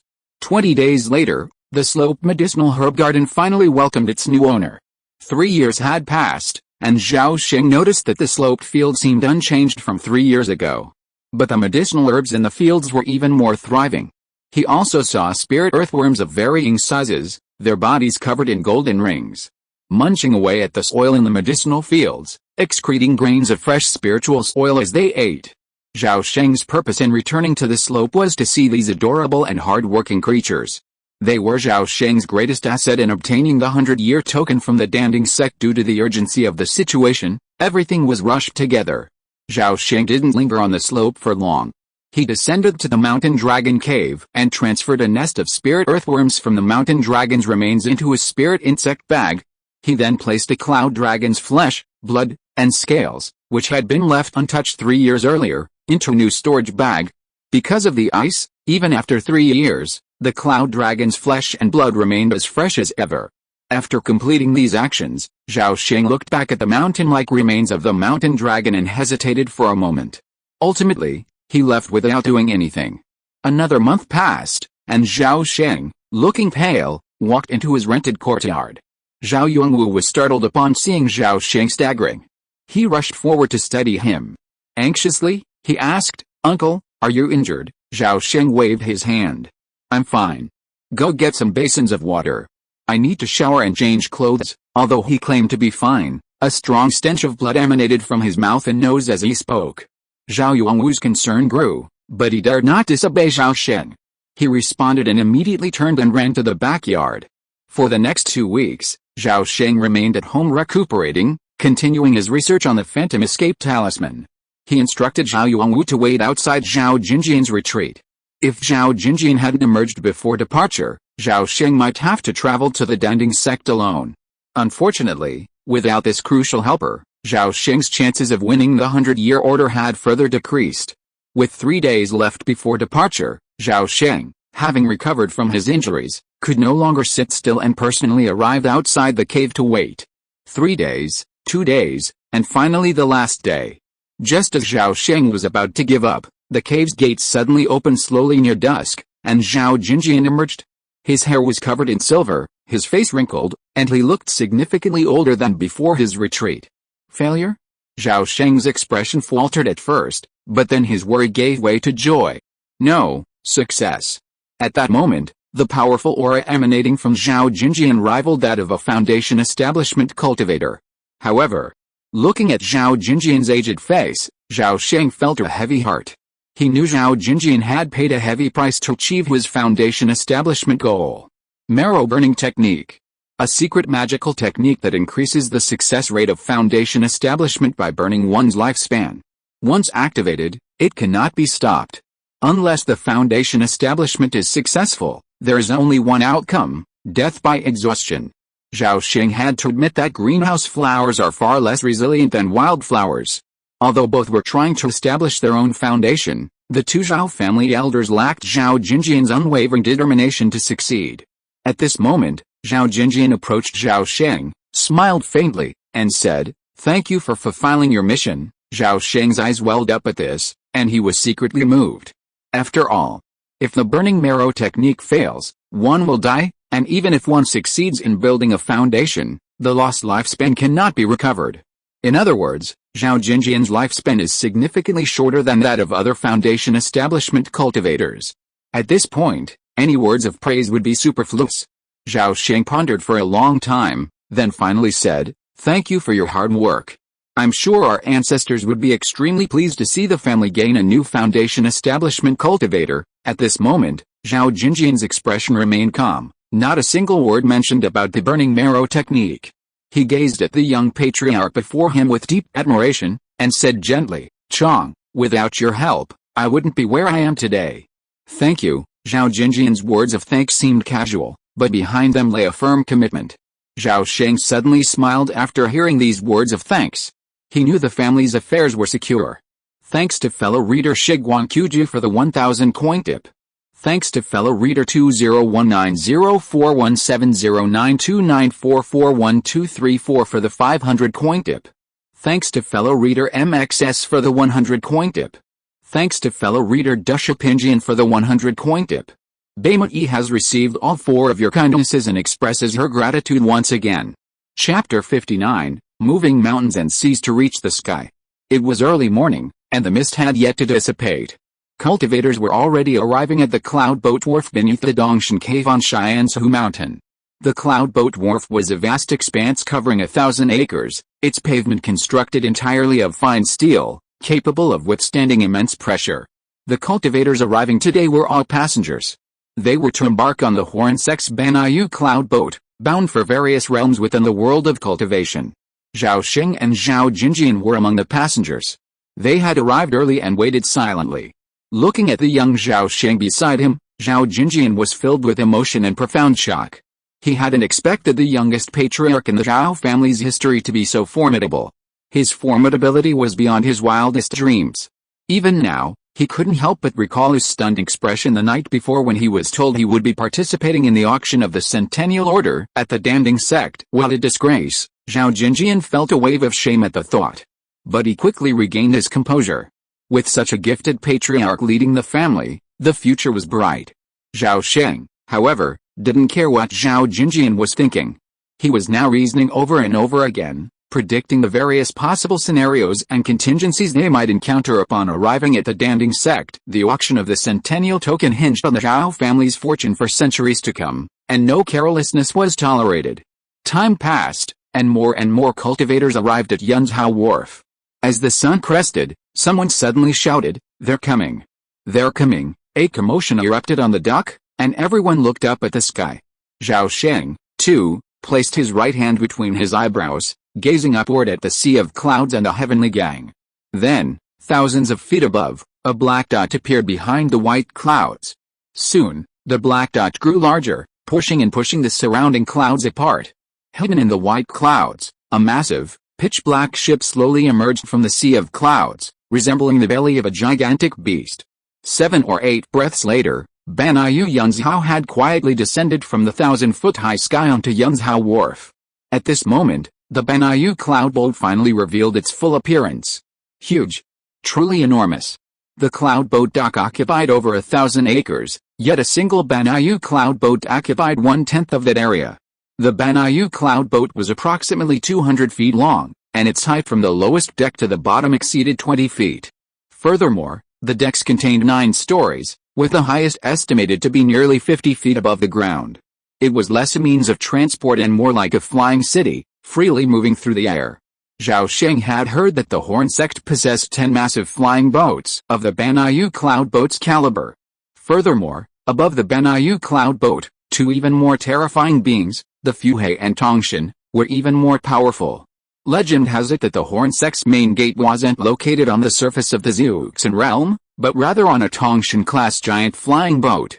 This Tongshan-class giant boat, carrying the main gate, constantly floated above the Xiangang atmosphere, potentially appearing anywhere in the Zhuoxin realm at any moment. Which sect in the Zeuxin realm had the most difficult main gate to breach?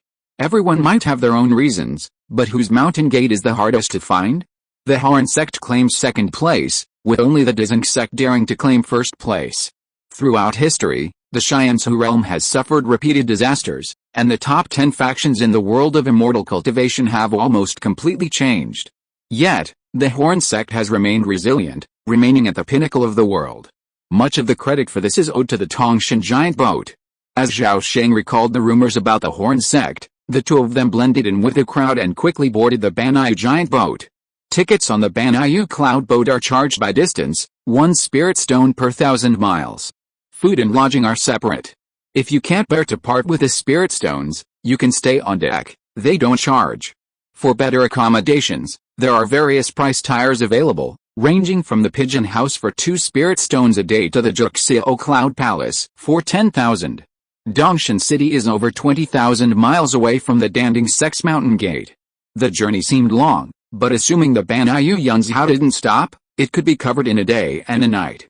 However, the Banyu Yunzhao was, after all, a means of transport, requiring numerous stops along the way, such as major markets and the mountain gates of certain factions. This meant it would take 5 days to reach the Danding sect from Dongshan City. Zhao Sheng calculated that the auction was still 7 days away, giving him plenty of time.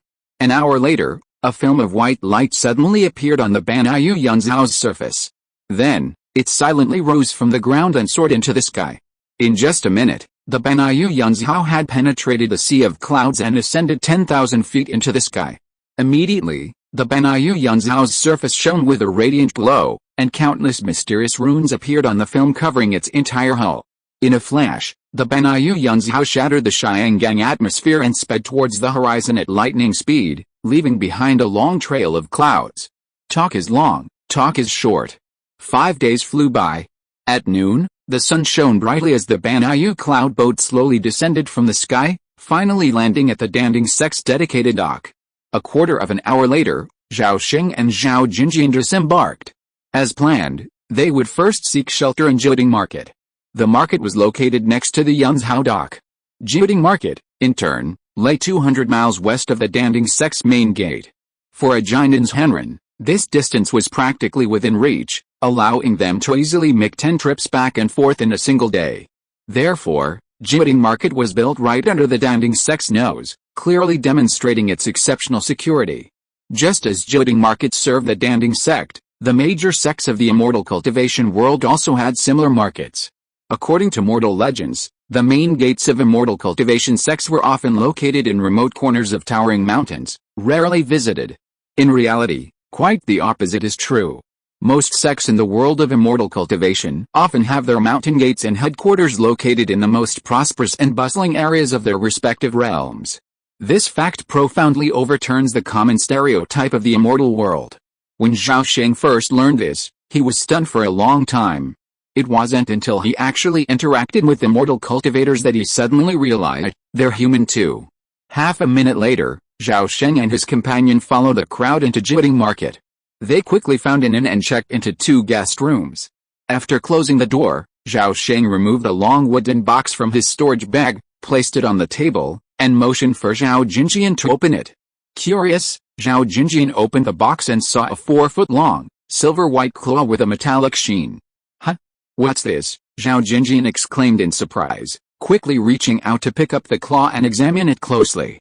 Before Zhao Sheng could fully verify it, Zhao Sheng explained the claw's origins. Fourth grandfather, don't look. This claw was cut from a Jindan-level cloud dragon. Zhao Jinjian gasped and cried out, impossible. Where did you get it? A cloud dragon is a terrifying being capable of overwhelming even the most ordinary Jindan true person. How could its claw be so easily obtained? Zhao Sheng explained, I found this claw on Xianzhu Mountain. Not only this, but also some of the cloud dragon's flesh and scales. He opened his storage bag and poured out a pile of cloud dragon fragments.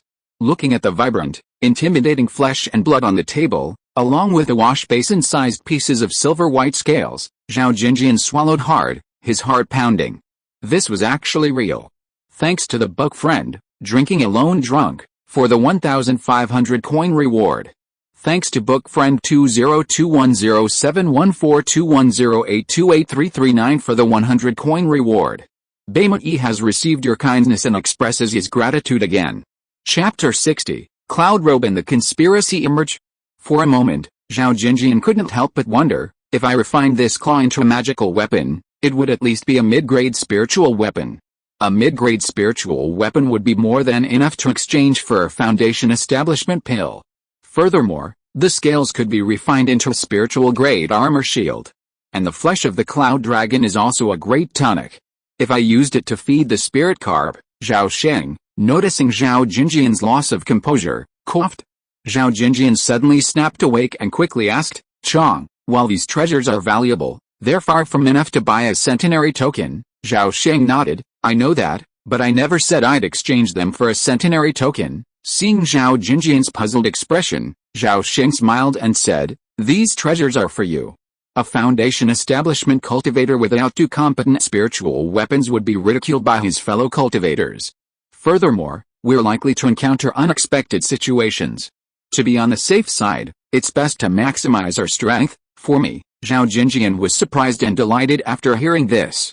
But he quickly reacted and immediately asked, then what treasure are you going to use to bid for the 100 Years Order? Use this. As Zhao Sheng said this, a golden ringed spirit earthworm, 8 or 9 inches long, as thick as a finger, struggling and twisting, appeared in his hand as if by magic. What is this? Zhao Jinjian was a little dumbfounded after seeing the spirit earthworm. It's no wonder that he didn't recognize it. Spirit earthworms are very rare in the world of immortal cultivation.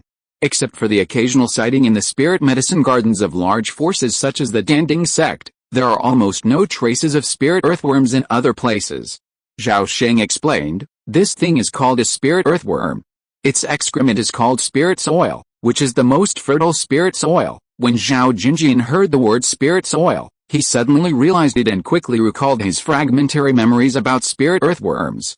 Chong, although spirit earthworms are rare, the Danding sect should have had them a long time ago. Exchanging it for a 100 Years Order, isn't that a bit far-fetched? Before he could utter the word fantastic, Zhao Sheng smiled mysteriously and said, this is no ordinary spirit earthworm. Don't worry. If the Danding sect knows what it's worth, the 100 Years Order will surely be in our hands. Now, the most important thing for us is to consider which piece of spiritual land to choose as the family's future residence. As he said this, he put away the spirit earthworm, then took out the booklet that recorded the spirit bane information and spread it out on the table. Zhao Jinjian was half believing and half doubting, but he could see that the head of the family was full of confidence. Somehow, his confidence increased instantly. The day before the auction, Zhao Sheng stayed in the inn and did not go out, while Zhao Jinjian took his things and went to the weapon refining shop in the market alone. When he came back, it was already late. Zhao Sheng saw Zhao Jinjian's face full of joy, and he knew that he must have reaped a lot of rewards. Sure enough, without him asking, Zhao Jinjian could not wait to put a few things in front of him. A 3-inch flying sword, with a layer of red light on the surface. A black armor shield. The size of a heart mirror, occasionally showing the illusion of a black giant turtle on the shield. In addition, there was a bright blue robe, the fabric was as silky as water, embroidered with countless white cloud patterns, and it felt icy cold to the touch. Without waiting for Zhao Sheng to ask, Zhao Jinjian explained the 3 treasures with a little pride. The flying sword was called the Scarlet Rainbow Sword, a mid-grade spiritual weapon. Besides its ability to kill and ward off enemies, it also possessed a unique sword-escaping technique. It could transform its sword into a crimson rainbow, allowing it to escape thousands of miles. The dark black armor and shield, called the Black Tortoise Shield, was a low-grade spiritual weapon. It was unremarkable, a standard sight, its only advantage being its exceptionally strong defense, comparable to that of the Scarlet Scale armor. As for the 3rd bright blue robe, it was specially prepared by Zhao Jinjian for Zhao Sheng. It was called the Cloud Scattering Robe, a top-grade magical weapon. Top-grade magical weapons are also known as semi-spiritual weapons. Aside from lacking the flexibility of spiritual weapons, they were otherwise similar to lower-grade spiritual weapons. The Cloud Scattering Robe's function was simple, to accelerate the gathering of water-based spiritual energy and simultaneously store a portion. However, when its owner was in danger, it could instantly generate a vast cloud of mist, obscuring the enemy's vision. Using its inherent cloud tang escape technique, The owner could then quickly escape the enemy's pursuit. Zhao Sheng fondly touched the cloud-scattering robe, secretly praising Zhao Jinjian's discerning eye. He'd only casually made a few requests last night, but unexpectedly received this scattering cloud robe today. This supremely fine magical instrument was truly perfect for him. Not to mention the Sorn cloud escape technique, just the ability to generate clouds and mist, combined with Zhao Sheng's 9-layered mist sword talisman, could not only thwart enemies but also invisibly kill them. Furthermore, the scattering cloud robe actually had some of the same properties as a spirit gathering array, which was somewhat unexpected. In the world of immortal cultivation, spirit gathering arrays were extremely rare and notoriously expensive. They were a formation strictly forbidden to be passed on to outsiders, and had always been monopolized by the major immortal cultivation factions. Zhao Sheng was curious about how Zhao Jinjian had acquired the scattering cloud robe. Upon inquiring, he learned that there was a certain element of luck involved. It turned out that a second-level refiner in a certain refinery shop had taken a fancy to the Cloud Dragon Claw and insisted on buying it. Zhao Jinjian, cunning, deliberately played hard to get, pretending he was not selling it and was only refining it for his own use, successfully intimidating the second-level refiner. Finally, Zhao Jinjian feigned his frustration and took advantage of the situation to present Zhao Sheng's request. To obtain the Cloud Dragon Claw, the weapon refiner had rummaged through countless drawers and contacted numerous fellow refiners before finally finding a top-grade magical weapon that met his requirements. This was how the cloud robe came into Zhao Sheng's possession.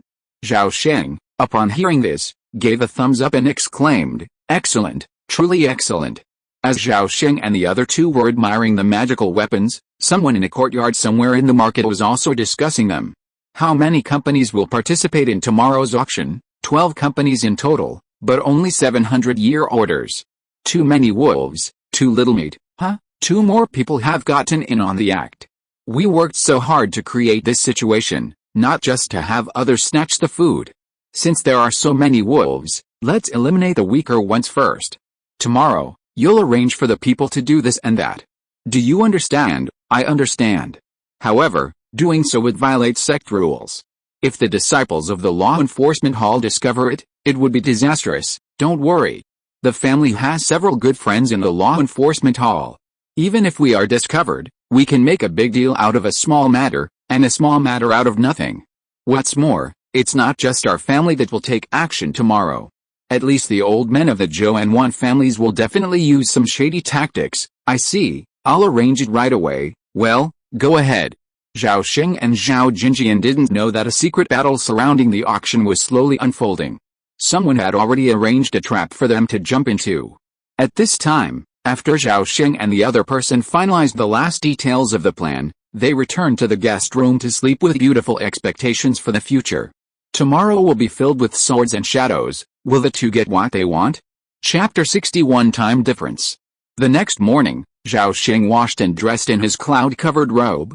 He left the guest room and reunited with Zhao Jinjian on the first floor. Zhao Jinjian was also dressed to the nines, his silver hair tied into a sideburn, the Chiheng sword tucked into the hairpin. The moment they met, a knowing smile crossed their faces. Zhao Jinjian's words from the previous night had been, regardless of the outcome of today's event, at least they couldn't lose in terms of momentum.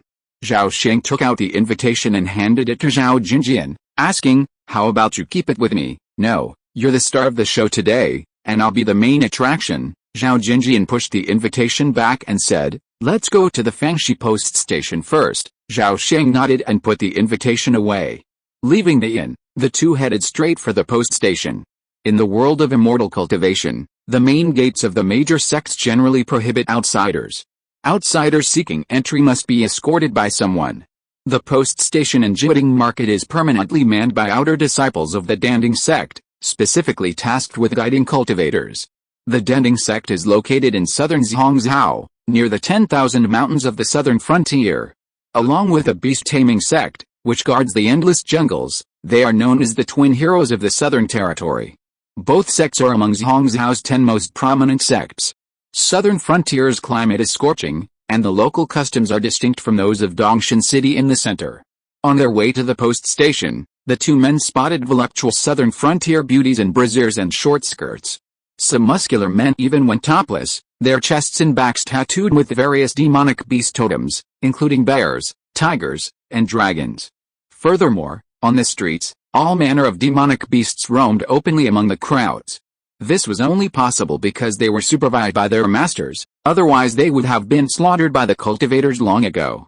Compared to the other 4 continents, Zhongzhou was the first to be developed, and its demonic beasts and elixirs have long been increasingly scarce. In some areas of the cultivation realm, demonic beasts are practically extinct. It's precisely because of the unique terrain of southern Xinjiang, with its 10,000 mountains and endless forests, 2 havens for demon beasts, that such a vast variety of beasts can be found. What Zhao Sheng saw and heard along the way was eye-opening, and he couldn't help but marvel at the vastness of the world of immortal cultivation, its endless wonders. Such a magnificent and mysterious scene is beyond the imagination of mortals. Half an hour later, Zhao Sheng and his companions, crossing most of the market town, finally reached the post station. Just as he reached the door, Zhao Sheng heard a sudden chirping sound. Then, a small bird with a yellow beak and white feathers flew out of the post station, soaring overhead and circling. Zhao Sheng's guard grew alert, as did Zhao Jinjian. Just then, a young immortal cultivator, wearing a white robe with cinnabar patterns and a long face with thin eyebrows, hurried out of the post station. He glanced around, and upon spotting Zhao Sheng and the other 2, his face lit up with joy. He quickly walked up to them and asked gently, "Excuse me, fellow Daoists, are you here for the auction?" Zhao Sheng exchanged a glance with Zhao Jinjian, then nodded, "Yes, we've been invited to the auction. Could you please show me your invitations?" Zhao Sheng hesitated, then pulled the invitations from his storage bag and presented them to the young man. The young man, delighted, said, "Excellent. Next Thursday, I will be the Danding sect's escort. I will be taking you 2 Daoists to the outer object hall for the auction. Please follow me." He gestured with invitation, then turned and walked towards the post station. Zhao Sheng and the other 2 exchanged another glance before following. A moment later, a one-horned flying lizard, with a broad back, 2 legs, and a wingspan of over 5 meters, suddenly soared from the post station and soared into the sky. After passing through the clouds, the flying lizard flapped its wings and tail, turning southwest. Standing on the lizard's broad back, Zhao Sheng turned to look at the 2 men, smiling warmly. "I'd like to ask your names." Zhao Sheng also smiled. "We both share the surname Zhao. Mine is Zhao, and my name is Chong. This is my elder. Where are you 2 from?" "You don't look like you're from southern Xinjiang by the way you're dressed," Zhao Sheng asked curiously. "Fellow Taoist Zhou, you have good eyesight. We're definitely not from southern Xinjiang, but..." Zhao Sheng perked up and chatted with Zhao Sheng, a curious child. Zhao Jinjian remained silent, maintaining his masterful demeanor.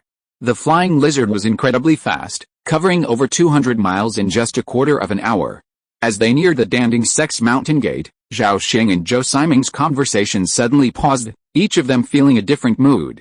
Zhao Sheng gazed down at the land, seeing nothing but mountains, valleys, and vast lakes below. Everywhere he passed, lush forests, spiritual plants, and rare beasts and monsters filled the air.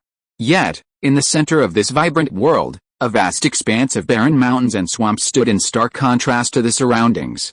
Zhao Sheng spotted a flat area south of the barren mountains and swamps, dotted with pavilions, towers, and palaces, a vast, imposing architectural complex.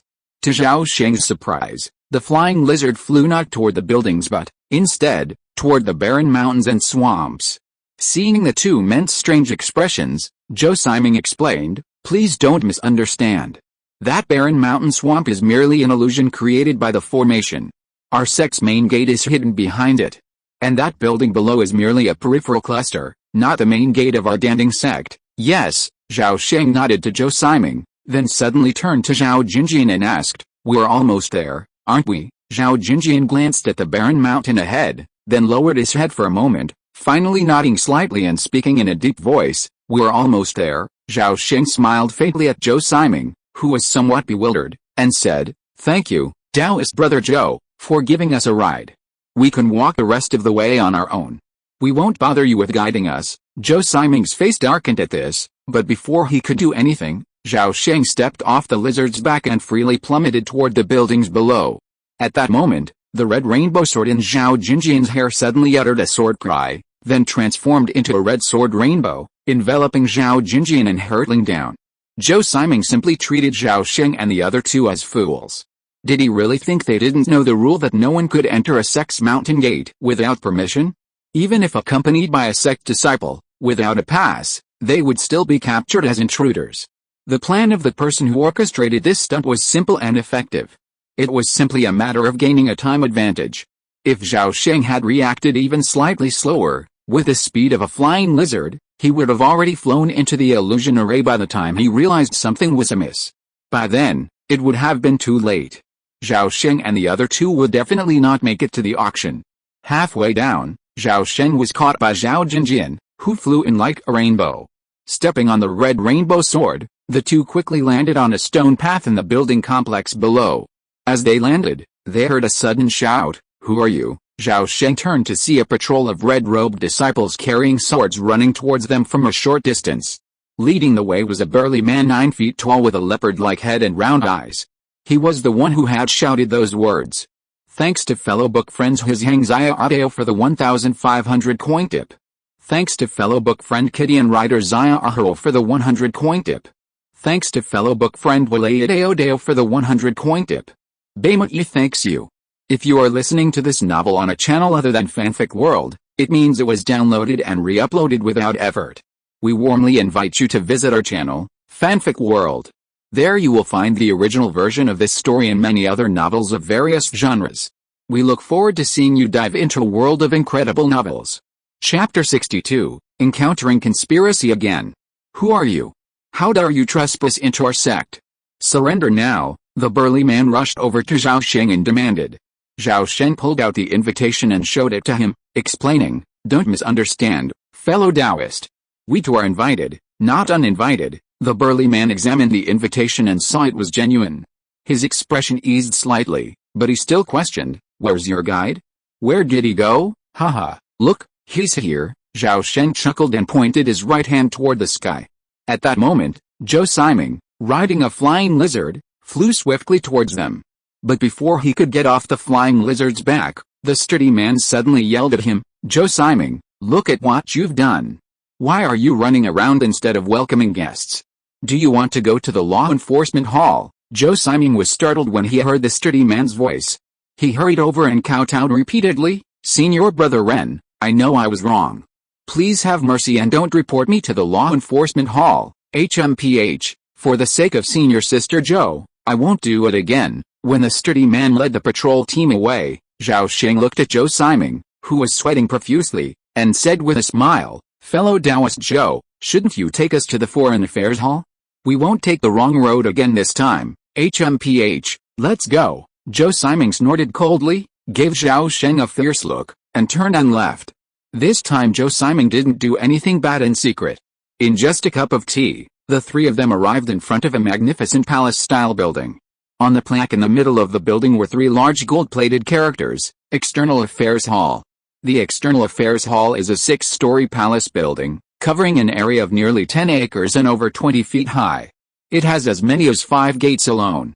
At this time, many dancing sect disciples wearing various colored robes and cultivators wearing other styles of clothing were coming in and out of here, looking very busy. Zhao Sheng led the two of them across the square, around the main gate, and came to one of the side doors of the External Affairs Hall. "We're here, go in by yourselves," Zhao Sheng said coldly, turned around and left. Zhao Sheng smiled indifferently and walked into the External Affairs Hall with Zhao Jinjian. Unexpectedly, as soon as the two of them arrived at the door, they were stopped again. A white-robed outer disciple, guarding the door, demanded expressionlessly, "What are you doing here?" Zhao Sheng sighed inwardly, thinking, it seems every world is the same. Big stores bully customers, and the barrier to entry is high. This makes things difficult and embarrassing. Despite feeling uncomfortable, Zhao Sheng dutifully produced the invitation and repeated his words for the third time. "Give it to me, give it to me." Zhao Sheng was stunned, unable to react for a moment. Then, Zhao Jinjian stepped forward and tossed a bottle of elixir into the man's arms. The man, infuriated, stomped the elixir to the ground, angrily swearing, "Bah! Who do you think I am? I was talking about an invitation." Zhao Jinjian felt embarrassed but also secretly astonished. Not eating the red gate bun. That didn't seem like the style of an outer disciple from a major sect. After all, some unaffiliated cultivators and science from smaller families came to the sect on business. If you don't give the gatekeeper a red envelope, they won't even let you in. For thousands of years, this unhealthy practice has become almost universal in the world of immortal cultivation. Could they have encountered a decent person today? It's probably not that simple. Zhao Jinjin wondered, and was about to warn the patriarch when he saw him unhesitatingly put the invitation back into his storage bag. The man, upon seeing this, angrily demanded, "What are you doing? Bring it here." "What?" Zhao Sheng asked, grinning. "The invitation," the man said harshly, gritting his teeth and suppressing his anger.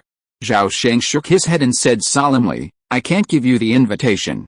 "What if you lose it?" the man laughed and demanded. "Without the invitation, don't enter." Zhao Jinjian stepped forward, secretly channeling his spiritual energy and radiating the aura of the Foundation Establishment realm. "Haha, a Foundation Establishment cultivator, so what? Do you dare to give it a try?" The man, unfazed, challenged him.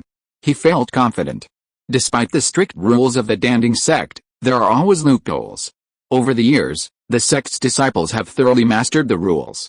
Add to that the myriad personal connections involved, and outsiders, unaware of their depth, would ultimately suffer even if they were right. Cultivating immortals isn't just about fighting, it's also about the ways of the world. So, do Zhao Jinjin and Zhao Sheng understand the stakes? One is a veteran with decades of experience in the cultivation world, while the other is an immortal who has reincarnated 4 times. The answer is self-evident. Zhao Sheng stepped forward, signaling Zhao Jinjian to hold back. Looking at the confident gatekeeper, Zhao Sheng smiled and suddenly shouted, "Why aren't you letting us in? I told you no one without an invitation," the man said impatiently. "But we have one." Zhao Sheng secretly channeled his Danshan energy, his voice growing even louder.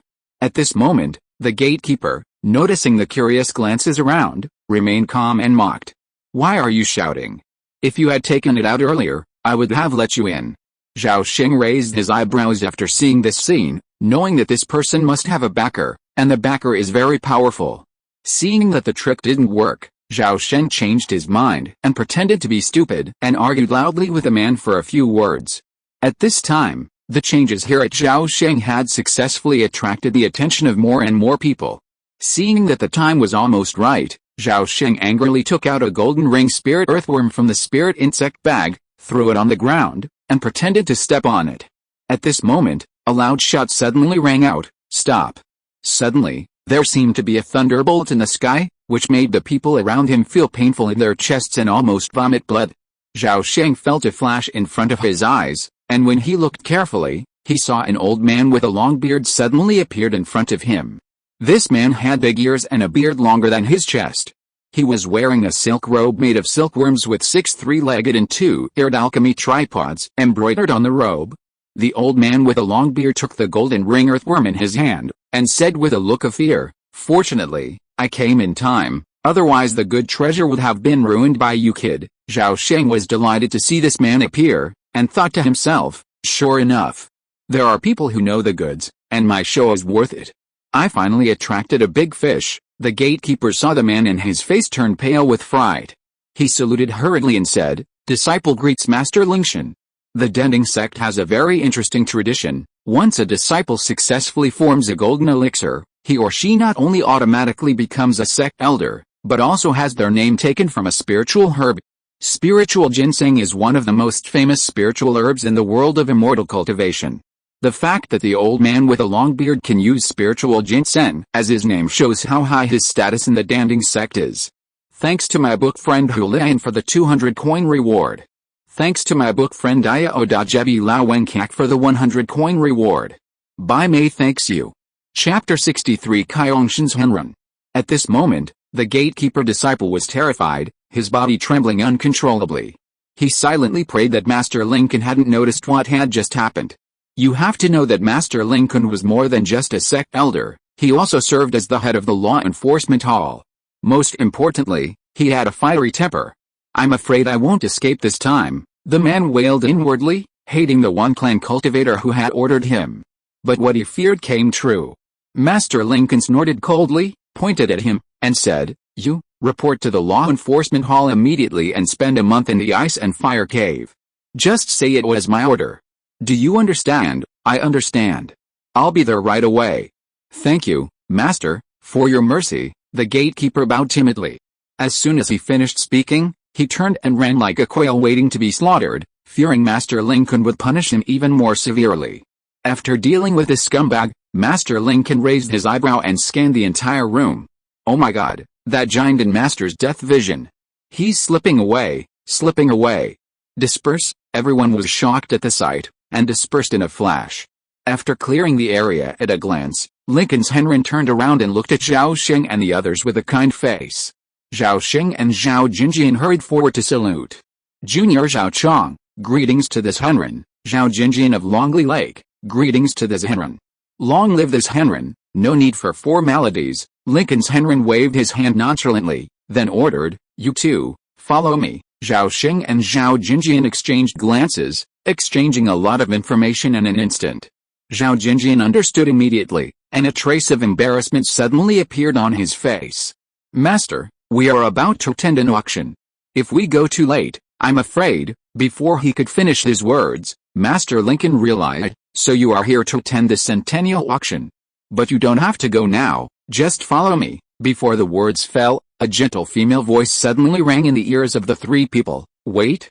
Who said they are not going? Zhao Sheng looked in the direction of the voice and saw a graceful and beautiful woman wearing a six-cauldron alchemy robe, floating down from the 6th floor of the External Affairs Hall and landing in front of the three people. After the beautiful woman appeared, she immediately bowed to Master Lincoln and said with a smile, Brother Lincoln, you have been in seclusion for 10 years. Seeing you today, your magic power has improved again.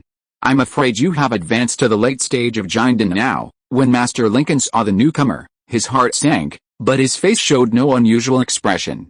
He nodded and said, Junior Sister Kyongshin, you've said too much. Breaking through to the late giantdom stage isn't that easy. I've only made a few small gains. Senior brother, you weren't in retreat at Juqua Peak, so how come you've found the leisure to come to my External Affairs Hall today? Hong, I was just passing through. Who would have thought I'd have such an unexpected gain? The two giant and true immortals exchanged a few more pleasantries. Listening to the two masters' witticisms, Zhao Sheng and Zhao Jinjian stood still like wooden stakes, not daring to make any offensive move. Seeing he couldn't gain the upper hand, true immortal Kyongshin's eyes flashed, and he finally said seriously, Senior brother, you were a little off just now. These two clearly came here for the Centennial Order. Why aren't they allowed to participate in the auction? True immortal Lingshan laughed, I never said forbidden. If you don't believe me, Junior Sister, you can ask them. Seeing the two giant and true immortals' gazes, Zhao Sheng groaned inwardly. He had miscalculated. He hadn't expected the golden ring spirit earthworm to provoke two giant and true immortals. He couldn't afford to mess with either of those two big guys. Facing two meaningful glances, Zhao Sheng gritted his teeth and replied, well, the immortals certainly didn't say no. Lingshan and Kyongshin were quite surprised. They'd expected the Foundation establishment master to speak, but it was the young man who responded. Kyongshin paused, then asked, are you here for the auction? Yes, immortal, Zhao Sheng replied, perceptive enough to understand the implication. Kyongshin nodded in satisfaction and said gently, go in. The auction is about to begin. Just as Zhao Sheng was about to nod in reply, a gentle and powerful magical energy easily invaded his body, instantly blocking his movements. Wait, Junior Sister, what do you mean? Lingshan asked unhappily. Brother, don't blame me. I'm just following the rules. Besides, how could you possibly possess that golden ring spirit earthworm all by yourself? Kyongshin's Henrin said, sweeping his sleeves. A faint blue light pierced Zhao Sheng's body, easily neutralizing the invading alien magic. HMPH, Lingshan's Henrin snorted in displeasure, seeing his words had been made clear. Turning back to Zhao Sheng and the others, he demanded, let me ask you, do you want to sell the spirit earthworm to me, or insist on participating in the auction? As he spoke, the imposing aura of a giant and cultivator was unabashedly unleashed. Undoubtedly, he was using his power to overpower them. Zhao Sheng struggled to hold on under the pressure of the giant's Henrin's aura, and Zhao Jinjian fared no better. Without achieving the giant stage, all is but an end, whether at the Foundation establishment stage or immortal. But strangely, Kyongshin's Henrin made no attempt to intervene, merely observing calmly from the sidelines. At this moment, Zhao Sheng's mind flashed, as if a thought had occurred to him. He opened his mouth and reluctantly said, "Please forgive us, Master. We only ask for the 100-year order, nothing else." Although Zhao Sheng didn't directly answer, the meaning behind his words was clear. Master Kaiongshan smiled faintly upon seeing this, then released his own aura, blocking the pressure from Master Lingshan. "Brother, please don't embarrass me. Openly poaching from our sect is a taboo for us." Master Lingshan tossed his sleeves in anger, but still defended himself. "Junior sister, you're too kind. I was just excited to see the prey." "Well, you two go in. I also wanted to go in and see what's going on." "Junior sister, please make yourself at home." "Brother, since it's so rare for you to visit my external affairs hall, I naturally have to accompany you personally." On the third floor of the external affairs hall, in one of the halls. By then, quite a few people were already sitting sparsely on the chairs. Judging from their clothing and their positions, they could be roughly divided into 9 factions. The Shen family of Shannon, the Zhou family of Chen, the Wei family of Wunaishan. These 9 foundation establishment families had come to participate in the Centennial Order auction. Originally, there were 12 families, but due to some covert manipulation, 3 were eliminated. Perhaps due to the long wait, someone in the hall couldn't help but mutter, "The time has already come, why hasn't it started yet?" Though the voice was quiet, it was still heard by others, and the hall immediately rang with whispers. These families had invested considerable effort and resources to persuade the Danding sect to release the Centennial Order. If something unexpected happened and the auction was aborted, they would be devastated, and even worse, they wouldn't even have the chance to complain. The methods they used were somewhat shady. What if a giant and true master suspected that the sect's assets were being lost and that someone was embezzling for personal gain? If the Danding sect conducted a thorough investigation, no one would escape unscathed. Thanks to book friend 212101030155098000 for the 1,700 coin reward. Baimui expressed his gratitude. Chapter 64 Regret. Seeing the noise in the hall growing louder, Liu Kuji had no choice but to step forward and, with a serious expression, loudly declared, "Quiet." The moment these words left his mouth, a hushed silence descended upon the audience. Seeing this, Liu Kuji nodded in satisfaction, thinking, the Outer Objects Hall truly deserves to be one of the sect's core halls.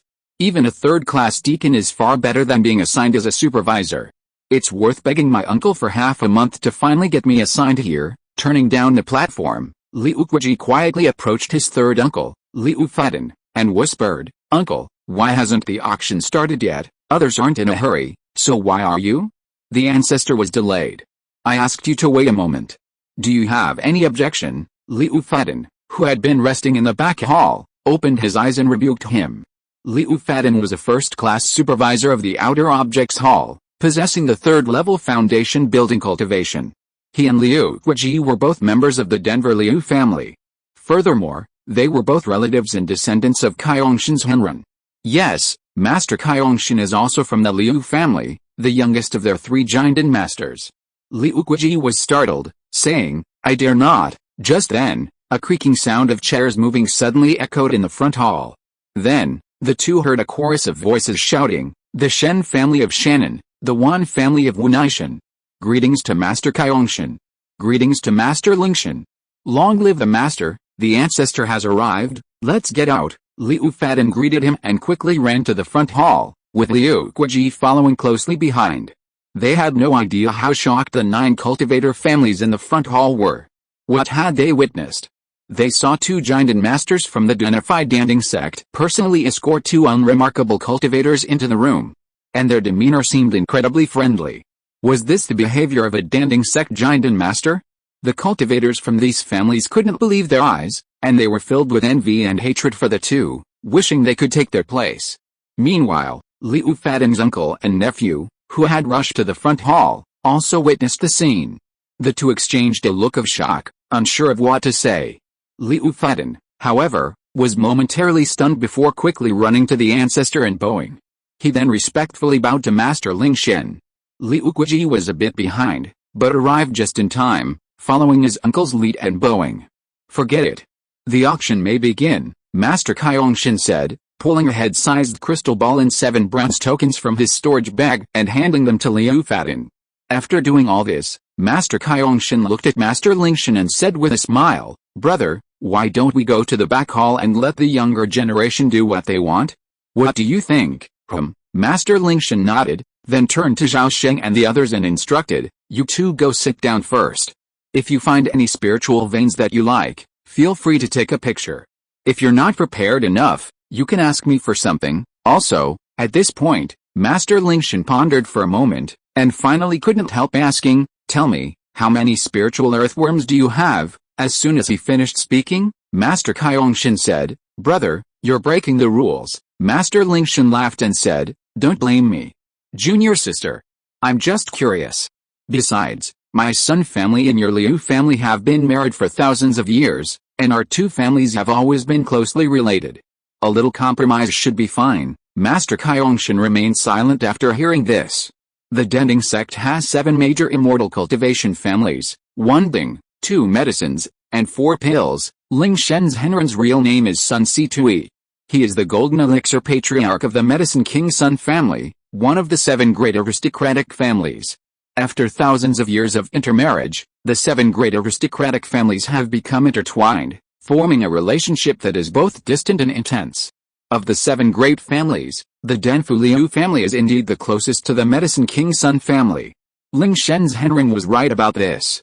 Seeing this, Zhao Sheng said frankly, I have a nest of spirit earthworms in my spirit insect bag, but the number, what? A nest, Ling Shenzhenren exclaimed, abruptly interrupting Zhao Sheng. A moment later, Ling Shenzhenren eagerly asked, do you have any of those giant golden ring spirit earthworms? Zhao Sheng recalled, then replied uncertainly, I think I have 2, over 10 feet long, give them to me. With that, Ling Shenzhenren, disregarding his status, unleashed his magical power, condensing into a giant golden palm, which reached directly for the spirit insect bag at Zhao Sheng's waist. However, the palm was dispelled by a burst of blue light halfway through its flight. Senior brother, you're obsessed, Kaiyongshan accuses with a stern expression. Ling Shenzhenren's loss of composure stems from the fact that the golden ring spirit earthworm is significantly different from ordinary spirit earthworms. Spirit earthworms reproduce asexually, are of low rank, and possess no remarkable magical powers. However, because the spiritual soil they produce can improve and enhance soil quality, they are highly sought after by all immortal cultivation forces. Spirit earthworms are not uncommon in the world of immortal cultivation, and can be found in the spiritual medicine fields of most immortal cultivation sects. However, spirit earthworms suffer from the disadvantage of generational degeneration. After too many generations, they degenerate into ordinary earthworms, no longer capable of producing spiritual soil. This fact has puzzled all immortal cultivation forces. As the elite among spirit earthworms, the golden ring spirit earthworm's bloodline is closest to that of mountain dragons. While they are rarer than ordinary spirit earthworms, they can often divide more generations. But this isn't the key point. The key is that only the golden ring spirit earthworm has the potential to evolve into a mountain dragon. The mountain dragon is the king of spirit earthworms, endowed with the ability to live forever and possess an extremely tenacious vitality, earning it the status of the water bear of the cultivation world. A giant and true immortal who signs a spiritual bond with a mountain dragon not only gains a powerful spirit pet, but more importantly, their lifespan surges to 2,000 years, rivaling even that of a nascent soul ancestor. While the chances of a golden ring spirit earthworm evolving into a mountain dragon are slim, what if it does? Furthermore, the chances of transformation into a dragon are directly proportional to the earthworm's length. A golden ring spirit earthworm over 10 feet long has 100 times greater chance of transforming into a dragon than an ordinary golden ring spirit earthworm. This explains true immortal Lingshan's loss of composure. Meanwhile, the cultivators in the hall were all stunned to see 2 true immortals fighting over a young man. However, their shock was nothing compared to Liu Guoji's. Liu Guoji, or rather, Manager Liu, was filled with regret. He had already recognized the young man's identity, his good brother Zhao Sheng. Only a few families participated in the Centennial Order auction, the others were all from southern Xinjiang. Zhao Sheng's accent was very similar to that of the residents of Dongshan City, and they were also of similar age.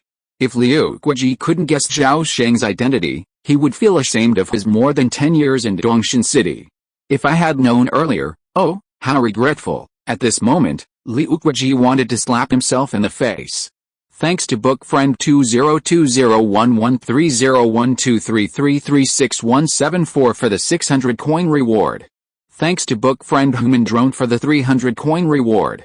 Thanks to book friend Peng Lauda for the 100 coin reward. Thanks to book friend Da Wu for the 100 coin reward. Thanks to book friend Guo Degan Guan Wu for the 100 coin reward. Bayma about ingratitude. Chapter 65 I want this spiritual vein. External Affairs Hall, 3rd floor hall. At this moment, Master Ling Ken was deeply annoyed. If he had known that the boy possessed a golden-ringed spirit earthworm over 10 feet long, he would have avoided any further discussion and simply abducted it. Unfortunately, thinking of this, Master Ling Ken coughed, regaining his composure and saying, "Junior sister is right. My concentration is ultimately lacking. You remain in charge here. I will go to the ice and fire cave to calm my mind." With a flick of his long sleeve, a ball of clear light emerged from his feet, supporting his body as he suddenly and gracefully flew away. But before leaving, Master Ling Ken gave Zhao Sheng a meaningful look. Zhao Sheng caught a glimpse of this, and his heart suddenly trembled, a sense of unease growing. Could it be that the giant master has targeted me? Or is there something else going on? Before he could even consider it, the anxious Liu Guiji beside him finally gave way and asked tentatively, "Brother Zhao?" Zhao Sheng looked up at Manager Liu and saw his uneasy expression, which stirred his heart. He suddenly smiled and said happily, "It's Brother Liu. It's been a few months since we last met. You've returned to your sect from Dongshan City." Liu Guiji was overjoyed to see that Zhao Sheng didn't deny it, and quickly said, "Yes, it's thanks to you, brother, that I was transferred back to the External Affairs Hall." Zhao had no intention of concealing his identity. Moreover, even if he could conceal it for a while, it wouldn't last forever. Once the entire Zhao family moved to southern Xinjiang, it would be easy for outsiders to track him down. Most importantly, the Zhao family would be affiliated with a Danding sect in the future, and having a friend in the Danding sect wasn't a bad thing. More friends meant more opportunities. At this time, Zhao Sheng asked casually, "By the way, has Manager Shen returned too?" Liu Guiji's heart skipped a beat when he heard this, and he forced a smile. "Manager Shen is still in Dongshan City, Alice. What a pity," Zhao Sheng sighed. Others didn't know what this pity meant, but Liu Guiji already had a guess. After seeing this scene, Master Kaiongshen's eyes flashed, and he suddenly asked, "Guiji, do you two know each other?" Hearing the ancestor's question, Liu Guiji immediately said respectfully, "Reply to the ancestor. Brother Zhao, no. The invitation letter of fellow Taoist Zhao was sent out by my nephew himself." Master Kaiongshen nodded and said, "Well, you did a good job." Then she looked at Liu Fading and ordered, "The auction can begin." "Yes, ancestor." Liu Fading and Liu Guiji, uncle and nephew, looked calm and answered in unison. After speaking, Liu Guiji's face flushed, and he walked to the front desk dizzy. At this moment, his heart was surging with excitement and he was unbearable. The ancestor actually praised him for doing a good job. "My God, I'm going to change my luck. I'm sorry for the Shen family this time." Zhao Sheng and Zhao Jinjian also bowed and said, "Please forgive me, sir, we will go first." Kaiongshen's Henren nodded to the two men and then departed gracefully.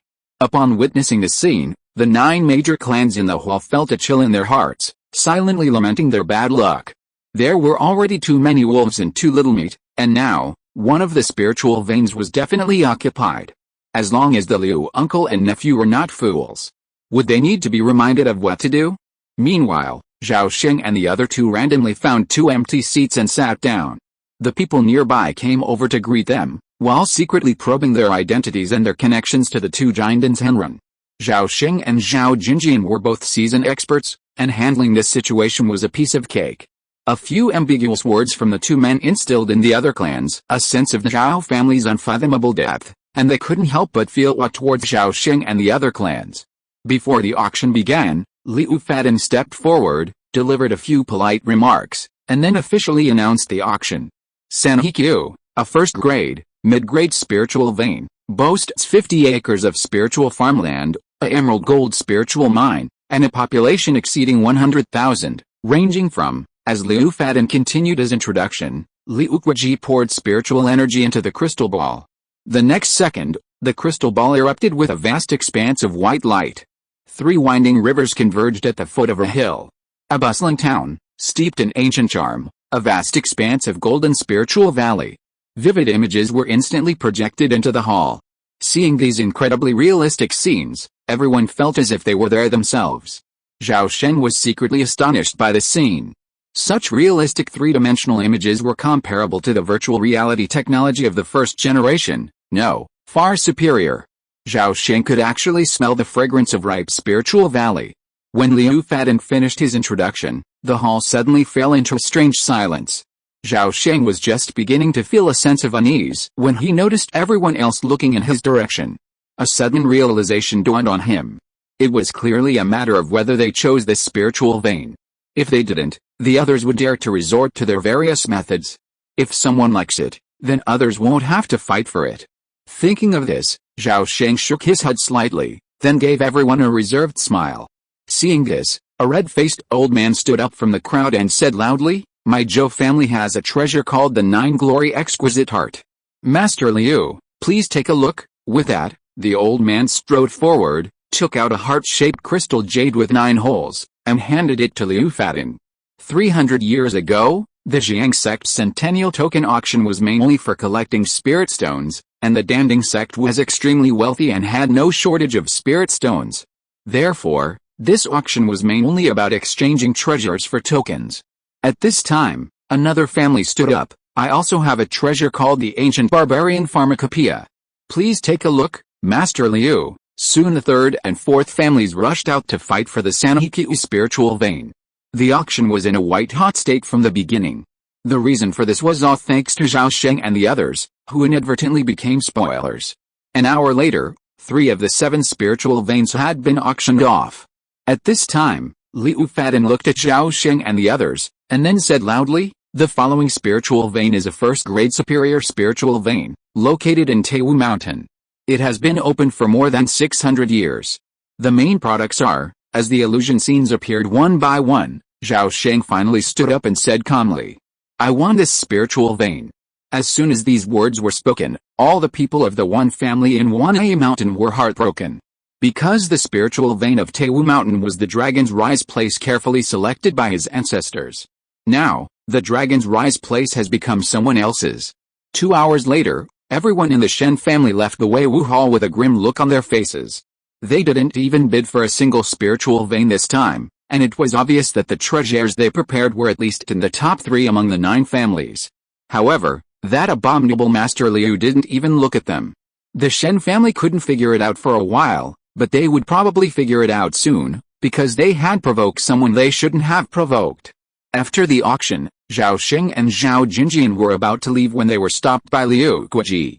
Chapter 66, One Song in Another. At the entrance to the outer objects hall, Liu Guoji excitedly addressed Zhao Sheng, "Brother Zhao, you're in luck. The elder Kaiongshan wishes to see you," as expected. Zhao Sheng had already prepared for the meeting with the elder Kaiongshan, so he wasn't surprised at all. Zhao Sheng handed the centennial order to Zhao Jinjian and followed Liu Guoji. A moment later, on the 6th floor of the outer objects hall, Zhao Sheng encountered the elder Kaiongshan standing by the window. At this moment, Liu Guoji tactfully exited the room, carefully closing the door. As soon as the door closed, Zhao Sheng bowed respectfully and said, "Junior Zhao Chong greets the elder, Chongqi Wiha."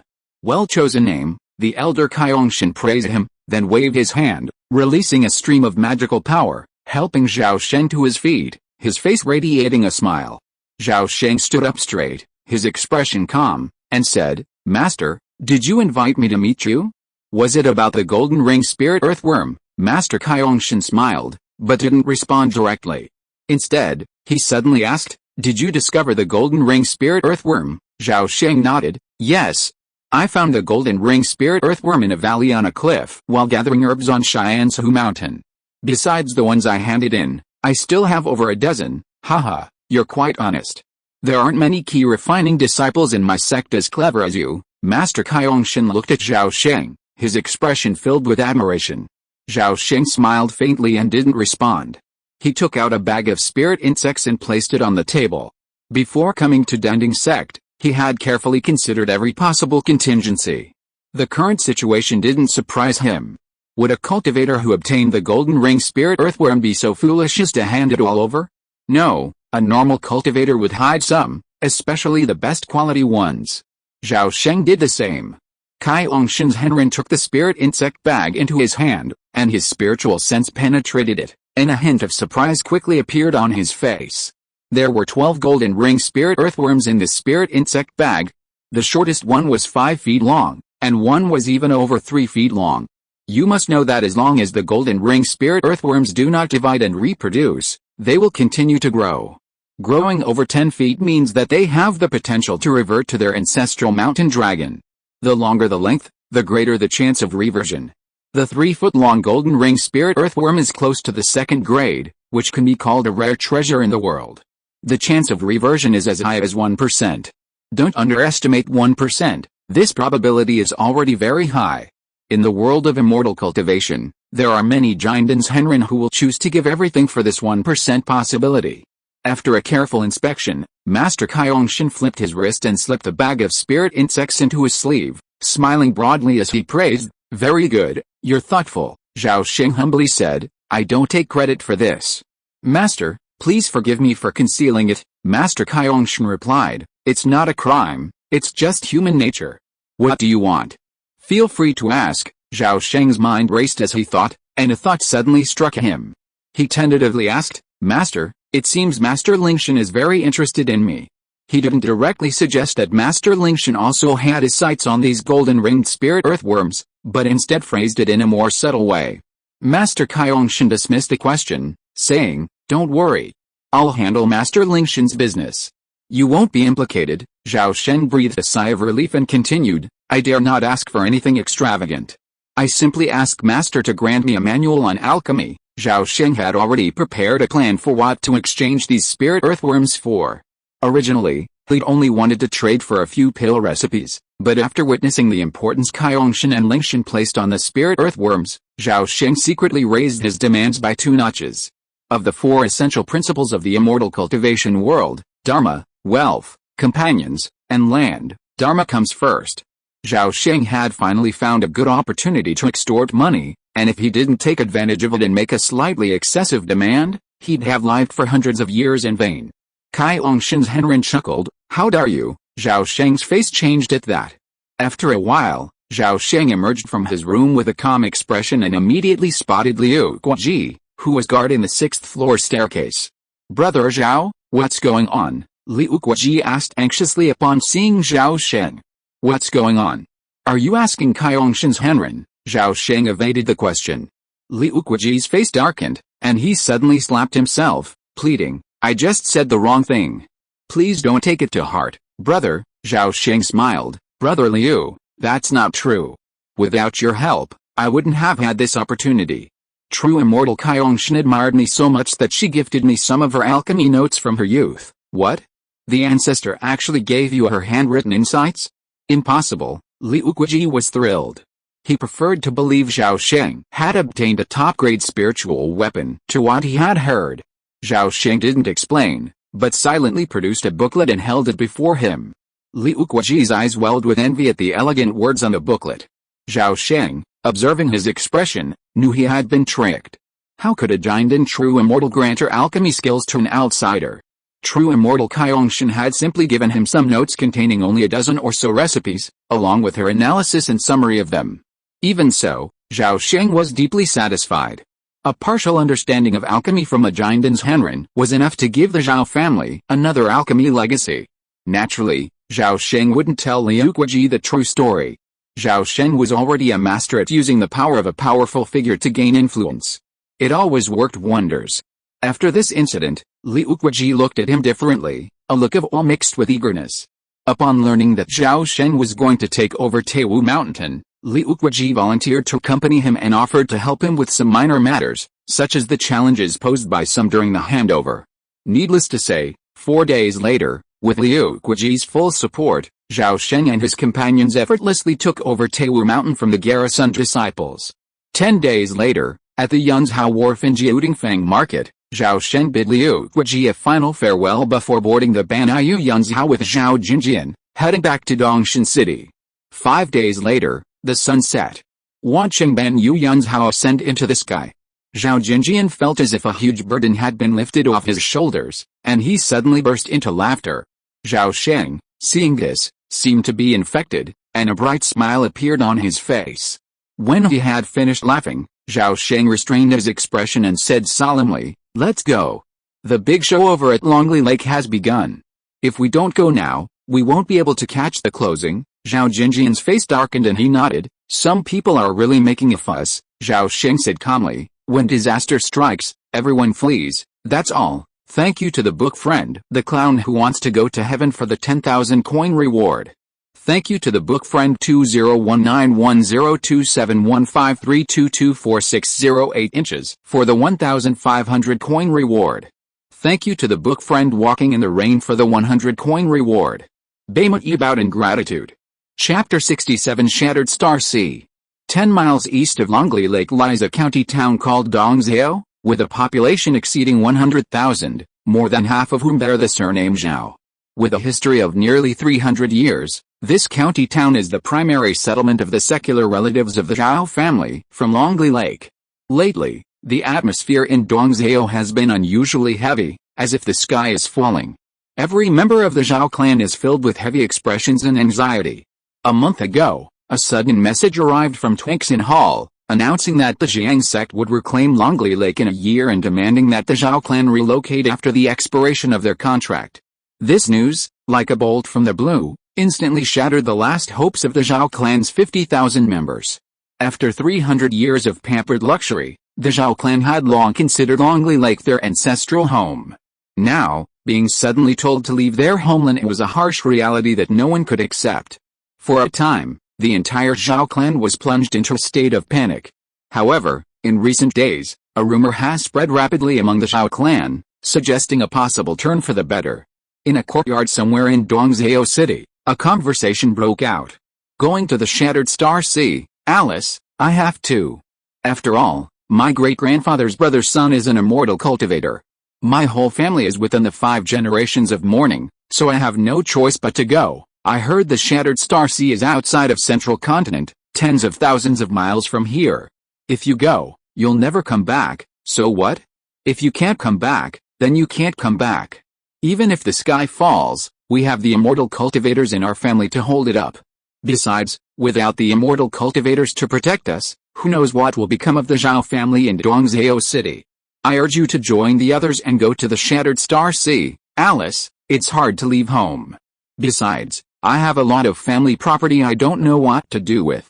Forget it, I'm not leaving. My family is already outside the 5 generations of mourning anyway." In a meeting hall at the Zhao family residence, several leaders of the Zhao family's main branch gathered together, scowling, unable to come up with a solution. After a long time, Zhao Jinping suddenly broke the silence. "Second brother, is Jiang sect really determined to take back Longley Lake?" Zhao Jinding said helplessly. "The relocation order has been issued. Could it be true, then we can't move to Shattered Star Sea? I heard that Shattered Star Sea is very dangerous. I think the people in the second house are really confused. Why did they believe Chen Zichuan's nonsense and want to move to Shattered Star Sea?" Zhao Jinping retorted. "Jiang sect has just opened a branch in Shattered Star Sea and is short of people. Our Zhao family is unlucky enough to run into this opportunity. If we really don't go to Shattered Star Sea, do we have to be homeless cultivators? You have seen the misery of cultivators. Besides, our Zhao family has tens of thousands of people, so we have to find a place to settle down." Chong is really something. He actually disappeared at such a critical juncture. If you were here, maybe he could come up with some good ideas. When Zhao Jinding heard someone complaining, his expression became very complicated and the wrinkles on his face deepened. The Zhao family's move out of Longley Lake was a foregone conclusion. Faced with this unsolvable situation, Zhao Jinding believed that he had no way out. His only hope now was Zhao Chong. No, it should be said that it was Zhao Jinjian. Unfortunately, when he went to Dongshan City to discuss countermeasures with the two of them half a month ago, he came up empty-handed. Even Zhao Yuanwu couldn't tell where the two had gone. He only knew that after the 4th grandfather came out of retreat, he immediately left Dongshan City with his great-grandfather. Zhao Jinjian came out of retreat? Did he advance to the foundation building stage? With this question in mind, Zhao Jinding, who returned to Longley Lake, always had a certain expectation in his heart.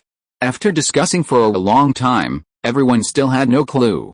Seeing this, Zhao Jinping shouted, "If we keep delaying like this, All the Zhao clan members will be persuaded by the people from the second branch. I heard that many people from our first branch have also been persuaded and want to go to the Broken Star Sea to make a name for themselves. If not, why don't we go together? Anyway, we have nowhere to go if we leave Longley Lake. After hearing what he said, some people were secretly moved, but some people sneered at it. Just then, Zhao Chongwei burst in, breathlessly shouting, "The people from the second branch have suddenly requested a family meeting. They've already gone to Tixin Hall. They said the meeting will officially begin in an hour, and no one will be allowed after that." What? How dare the second branch call a family meeting without consulting us? Do they have any respect for our ancestors' rules? Let's go, hurry to Tixin Hall. At this moment, Zhao Jinding slammed the table and stood up, his face stern, saying, "Let's go to Tixin Hall. I want to see what tricks Zhao Jinggang has up his sleeve." An hour later, at Tixin Hall on Yanai Island. The atmosphere in Tixin Hall was tense, with the two branches of the Zhao family glaring at each other, their swords drawn.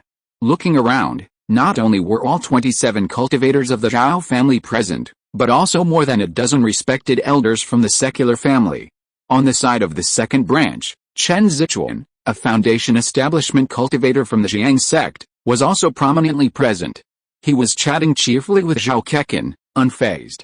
Seeing everyone present, Zhao Jinggang suddenly coughed twice, hunched over, and walked through the second branch crowd to the center of the hall. He spoke in a hoarse voice, "Everyone's here. I have an important announcement." As soon as he finished speaking, Zhao Kuchong, then at the 6th level of key refining, suddenly jumped out and shouted, "Wait! Zhao Jinggang, you haven't discussed this with our first branch, so what qualifications do you have to convene a family meeting? How dare you? How can a junior like you call me by my name?" Zhao Jinggang raged, his eyes like a wolf, a cold and ferocious light emanating from them. At this moment, Zhao Jinding approached him and said solemnly, "Zhao Laozhen, don't dodge the important point. What is your purpose in calling a family meeting today? If you want to persuade everyone to move to the Shattered Star Sea, then there's no need to say anything. On behalf of the first house, I absolutely disapprove." Haha, Zhao Jinding, you say you can represent the first house? Have you asked everyone? As for whether to go to the Shattered Star Sea, your decision alone doesn't count. Also, I'm telling you, I've accepted the immigration decree on behalf of the Zhao family. At these words, Zhao Jinding and some of the Zhao clan members who had been keeping their heads down were stunned. The immigration decree was a recent decree issued by the Jiang sect. It embodied the sect's authority and credibility. Once accepted, there was no going back on it. Otherwise, the sect would strike with wrath, and the destruction of the family and clan was inevitable. Zhao Jinding's face flushed, and he pointed at Zhao Jinggang with a trembling finger, his lips trembling with anger. "Zhao Jinggang, how have we ever wronged you? You're determined to bring our family to a dead end." Zhao Jinggang sneered and said, "Zhao Jinding, don't slander me. I did this entirely for the Zhao family, and the Shattered Star Sea is the Zhao family's future." "Nonsense, Humph, I'm talking nonsense? Zhao Jinding, your vision and perspective are too narrow. I'm ashamed to be a fellow Zhao clan elder with you." After a few sarcastic remarks, Zhao Jinggang opened fire again, demanding aggressively, "After the Jiang sect took back Longley Lake, did you just sit back and watch the entire Zhao family fall apart and the clansmen become independent cultivators? What good solutions do you have? What good ideas do you have? Are you just going to bark like a mad dog?" Zhao Jinding was speechless for a moment when he was asked. His face turned pale and his expression was extremely embarrassed. Every word Zhao Jinggang said was heartbreaking. If he really had a way, he would never let the second branch be so rampant. At this moment, Zhao Jinping suddenly jumped out and said loudly, "To be fair, what the Zhao clan elder said is absolutely right. For now, going to the Broken Star Sea is the only way out for our Zhao family. And we must set off as soon as possible. Choose a treasure island first. If we go too late, we can only pick up what others have left. That's right. First come first served, and the last to go will suffer." "Sixth master is right," a cultivator from the second branch immediately echoed. "Are we really going to the Broken Star Sea?" First, they saw the elder of the Zhao Jinding clan was easily defeated, and then they listened to Zhao Jinping's instigation. The Zhao clan members in the hall suddenly had the same idea in their minds. At this time, Zhao Jinggang saw that everyone's expression changed, and it seemed that they had been moved by his words. Seeing this, He couldn't help but reveal a smug smile. Do you want to ask Zhao Jinggang if he really wants the Zhao family to move to the Shattered Star Sea? The answer is that he himself doesn't know. But he knows that he can't turn back, because he has paid a very high sunk cost for the renewal of the lease of Longley Lake in the past 7 or 8 years. From the day he heard Chen Zichuan propose that the Zhao family move to the Shattered Star Sea, Zhao Jinggang has realized that he has fallen into someone else's trap. However, what is more terrifying is that he is already deeply stuck and can't get out. There is only one way to go.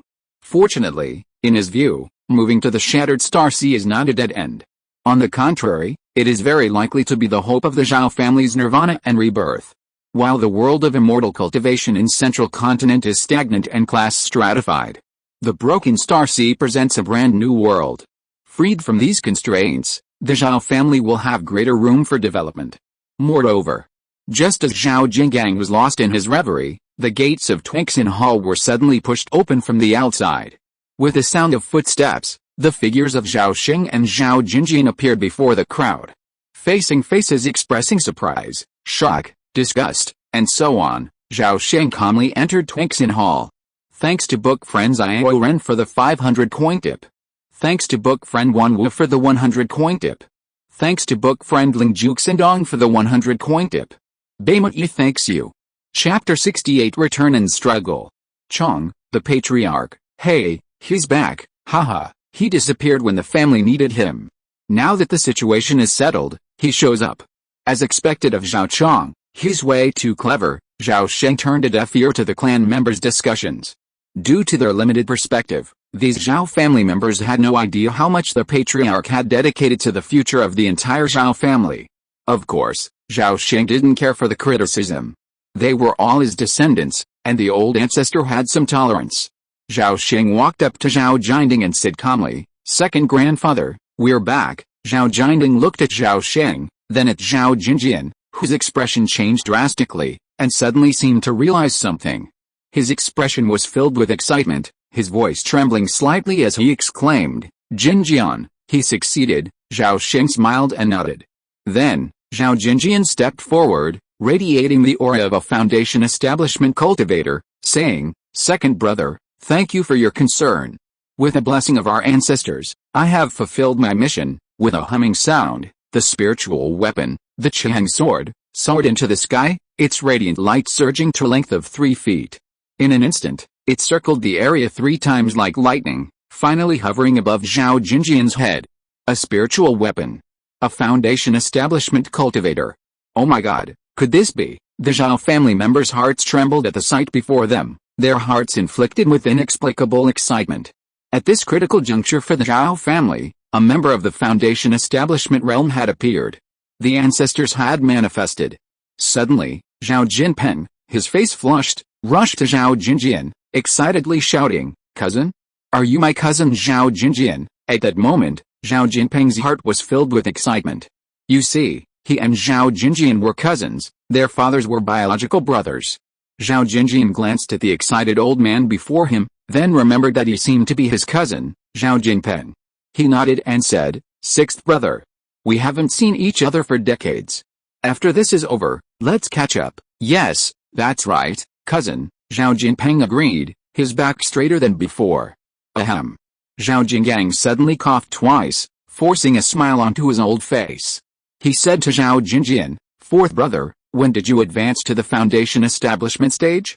Why didn't you inform the family sooner about such great news?" Zhao Jinjian's expression faded, and he said calmly, "Third brother, compared to the family's relocation to the Shattered Star Sea, my advancement to the foundation establishment stage is nothing." Zhao Jinggang paused, unable to utter the next word. With a single sentence, Zhao Jinjian clearly stated his position. It must be said that as the Zhao family's only foundation establishment cultivator, Zhao Jinjian's words carried immense weight. Just one single sentence instantly swayed the majority of the group. In the crowd of the second house, Chen Zichuan stopped talking with Zhao Kekin and glanced at Zhao Jinjian, but he didn't step forward, instead giving Zhao Kekin a look. Seeing this, Zhao Kekin sighed inwardly and had no choice but to walk out. There was no other way. For the foundation establishment pill that Chen Zichuan had promised him, he had to fight tooth and nail, not to mention he had a trump card in hand. He walked to the center of the hall, looked directly at Zhao Jinpeng, bowed, and said joyfully, "Congratulations, fourth uncle, on your advancement to the foundation establishment stage. You've returned just in time, as the family relocation is a major undertaking that will be presided over by you." Zhao Jinjian chuckled and said, "Kekin, I haven't seen you in decades, and you're still as cunning as you were when you were little." "When did I agree to this?" Zhao Kekin explained. "Fourth uncle, you may not understand. Longly, HMPH, there's no need to elaborate. I understand the whole story. Although the family is moving away from Longley Lake, it doesn't necessarily have to go to the Broken Star Sea." Zhao Kekin's face fell upon hearing this, and he demanded, "What do you mean by that?" Zhao Jinjian disdained explanations. He turned to look at the head of the family and took a step back. This step immediately highlighted Zhao Sheng. It also made it clear who was in charge and who was subordinate between the two. No member of the Zhao family who could be seen in Twanksin Hall at this moment was a fool. This single gesture revealed countless clues, and precisely because of this, they were all deeply shocked, their gazes towards Zhao Sheng changing instantly. Zhao Sheng smiled faintly, stepped forward, and declared loudly, "If the Jiang sect wishes to reclaim Longley Lake, then let them do so. Our Zhao family will not be displaced, for we already have a new sacred site in southern Xinjiang." His words immediately resonated throughout the entire audience. Some in the Zhao family were ecstatic, some half-believing, and still others furious. Zhao Jinggang, his eyes wide with rage, pointed at Zhao Sheng and demanded, "Nonsense! How dare you, a young boy, speak so rudely? If this delays this important family matter, you, Zhao Chong, will die." Seeing his opponent's loss of composure, Zhao Sheng thought to himself, "There's so much you don't know. When I gave birth to your ancestors, you didn't even know where they were. I, your ancestor, am a magnanimous person." "No." Snap. A bronze token was flung across Zhao Jinggang's face. "Open your old eyes and see what this is," Zhao Sheng said coldly. Although the 100 Years Orders of Jiang sect and Danding sect differ slightly in details, they are basically the same. Moreover, the 100 Years Orders are personally refined by a giant-level weapon refining master, and they are absolutely not fake. Zhao Jinggang took a look at it in his hand, and then touched it, and his heart suddenly sank. The texture and feel of this token are exactly the same as the one enshrined in the ancestral hall. So, he didn't lie. Zhao Jinggang suddenly recalled the years of compromise and the large amount of spirit stones he had personally given away. At this moment, he felt like he was going crazy. Zhao Jinggang tightly grasped the 100 Years Order, his hands bulging with blue veins, and his old face unconsciously revealed a terrifying expression, looking like a ghost. After seeing this scene, Zhao Kekin suddenly felt a pang, and his heart sank suddenly. Meanwhile, Chen Zichuan sensed something was amiss and shook his head, cursing, "They're all useless. Guess I have to take action myself." He pushed aside those blocking his path and swaggered over to Zhao Sheng, Zhao Jinjian, and the others. With a faint smile, Chen Zichuan said warmly, "First, congratulations to fellow Taoist Zhao on his advancement to the foundation establishment stage. The Zhao family has gained another 200 years of good fortune. This is truly a cause for celebration, I dare not. Fellow Taoist Chen is a distinguished disciple of the Jiang sect and a senior foundation establishment master. I dare not accept your congratulations." Zhao Jinjian's face paled slightly at this, and he bowed. Chen Zichuan didn't respond, but instead said, "The Zhao family has acquired a new sacred land in southern Xinjiang. This is a great thing. But I have a few things to say. I wonder if you would be willing to listen." "Senior Chen, please feel free to speak," Zhao Sheng said with a smile.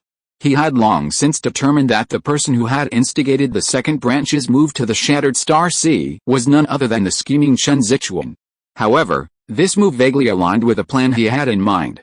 Instantly, Zhao Sheng's mind raced with countless thoughts. Thank you to my fellow reader Huisha Shengjiang for the 300 coin tip. Thank you to my fellow reader Quikianonit for the 200 coin tip. Thank you to my fellow reader Shikshan for the 100 coin tip. Thank you to my fellow reader Little Weight for the 100 coin tip. Thank you to my fellow reader GUIA for the 100 coin tip. Thank you to my fellow reader Ramsey 666 for the 100 coin tip. Baymuti thanks you. If you are listening to this novel on a channel other than Fanfic World, it means it was downloaded and re-uploaded without effort. We warmly invite you to visit our channel, Fanfic World. There you will find the original version of this story and many other novels of various genres. We look forward to seeing you dive into a world of incredible novels. Chapter 69. You have to go to this broken star sea even if you don't want to. Chen Zichuan glanced at Zhao Sheng intently, thinking it was this young man who had foiled his plans years ago. However, this incident was different from the previous ones. It was an open conspiracy. Open plots have always been the most difficult to defeat. Even the most intelligent and capable individuals could not overcome the prevailing situation. The Jiang sect's establishment of a branch in the Shattered Star Sea was a formidable force. Several thoughts flashed through his mind, but Chen Zichuan spoke calmly. Although your Zhao family has acquired a piece of spiritual land, it will only last for 100 years. In 100 years, the current situation will return. Where will you move to then? If you move to the Shattered Star Sea, the situation will be completely different. Our Xianyang Sword Sect's founder, the Xianyang Patriarch, has personally promised that any clan occupying any spiritual vein island will forever belong to the occupying clan. Ownership of a spiritual vein is infinitely more valuable than constantly worrying about the sect revoking the 100-year order and leaving the family homeless. Chen Zichuan's eloquence was remarkable. With just a few words, he completely reversed the situation. He was right. Compared to permanently occupying a spiritual vein, a mere 100-year lease was nothing. Seeing the Zhao family so easily deceived, Zhao Sheng shook his head, thinking that greed can blind their minds. Chen Zichuan only mentioned the benefits, but not the risks. A spiritual island in the Shattered Star Sea wouldn't be so easy to seize. Furthermore, even if the Zhao family could seize a spiritual island, could they hold it?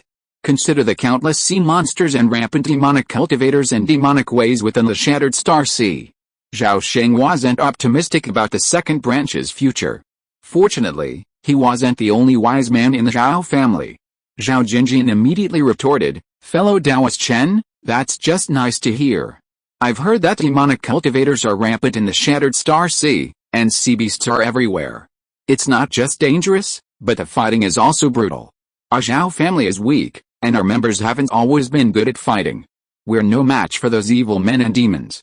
Even if a spiritual island is wonderful, you need someone alive to enjoy it." Chen Zichuan raised an eyebrow at this, then returned to normal. He glanced around, then turned back to Zhao Jinjian, saying with a hint of sarcasm, "Fellow Taoist Zhao, you're exaggerating. The Shattered Star Sea isn't as dangerous as you make it out to be. Think about it, our Jiang sect's Xianjian ancestor, after reaching nascent soul stage, journeyed to the Shattered Star Sea alone with his sword to establish the Xianyang Sword Sect. For 30 years, he traversed billions of miles of sea, striking fear into the hearts of countless demon cultivators and demonic paths in the Shattered Star Sea. He has conquered thousands of miles of sea territory and commands over 1,000 spiritual islands. Now that the Xianyang Sword Sect is newly established, we urgently seek knowledgeable clans to join us." At this point, Chen Zichuan, with an air of confidence, suddenly raised his voice and declared, "Our Xianyang Sword Sect currently has one innascent soul ancestor, 3 giant and true immortals, and dozens of foundation establishment sword cultivators. With such formidable forces guarding our territory, who would dare challenge our Xianyang Sword Sect? Furthermore, if you were to move to the Shattered Star Sea, you would be one of the first families to join the clan. As the saying goes, fortune and honor are sought through risk. The sooner you arrive, the greater the benefits." Chen Zichuan's words truly moved a number of people. Some of the bold, impulsive, and gamble-loving members of the Zhao clan began to seriously consider the possibility of moving to the Shattered Star Sea. Without giving them time to ponder, Chen Zichuan added fuel to the fire, insisting, "Apart from anything else, our Xianyang Sword Sect has only been established for less than 5 years, and we're short on disciples. We've been recruiting a large number of key refining disciples in recent years. I can make the decision and grant your Zhao family 2 outer disciple spots, lowering the spiritual root requirement to 4. He made this promise on the spur of the moment. The difference between a Zhao family with a foundation establishment stage and one without is completely different. There was no doubt that Chen Zichuan had his eye on Zhao Jinjian.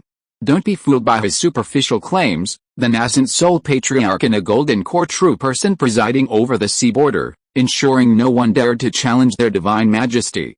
In reality, the Xianyang Patriarch had already made countless enemies in the Shattered Star Sea. In order to establish the Xianyang Sword Sect, demonic cultivators often caused trouble within the borders, and sea beasts were rampaging.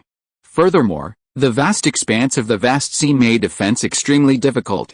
Even if the Xianyang sword sect deployed all its warriors above the foundation establishment stage, they still wouldn't be able to put out the fire, constantly stretched thin and overwhelmed.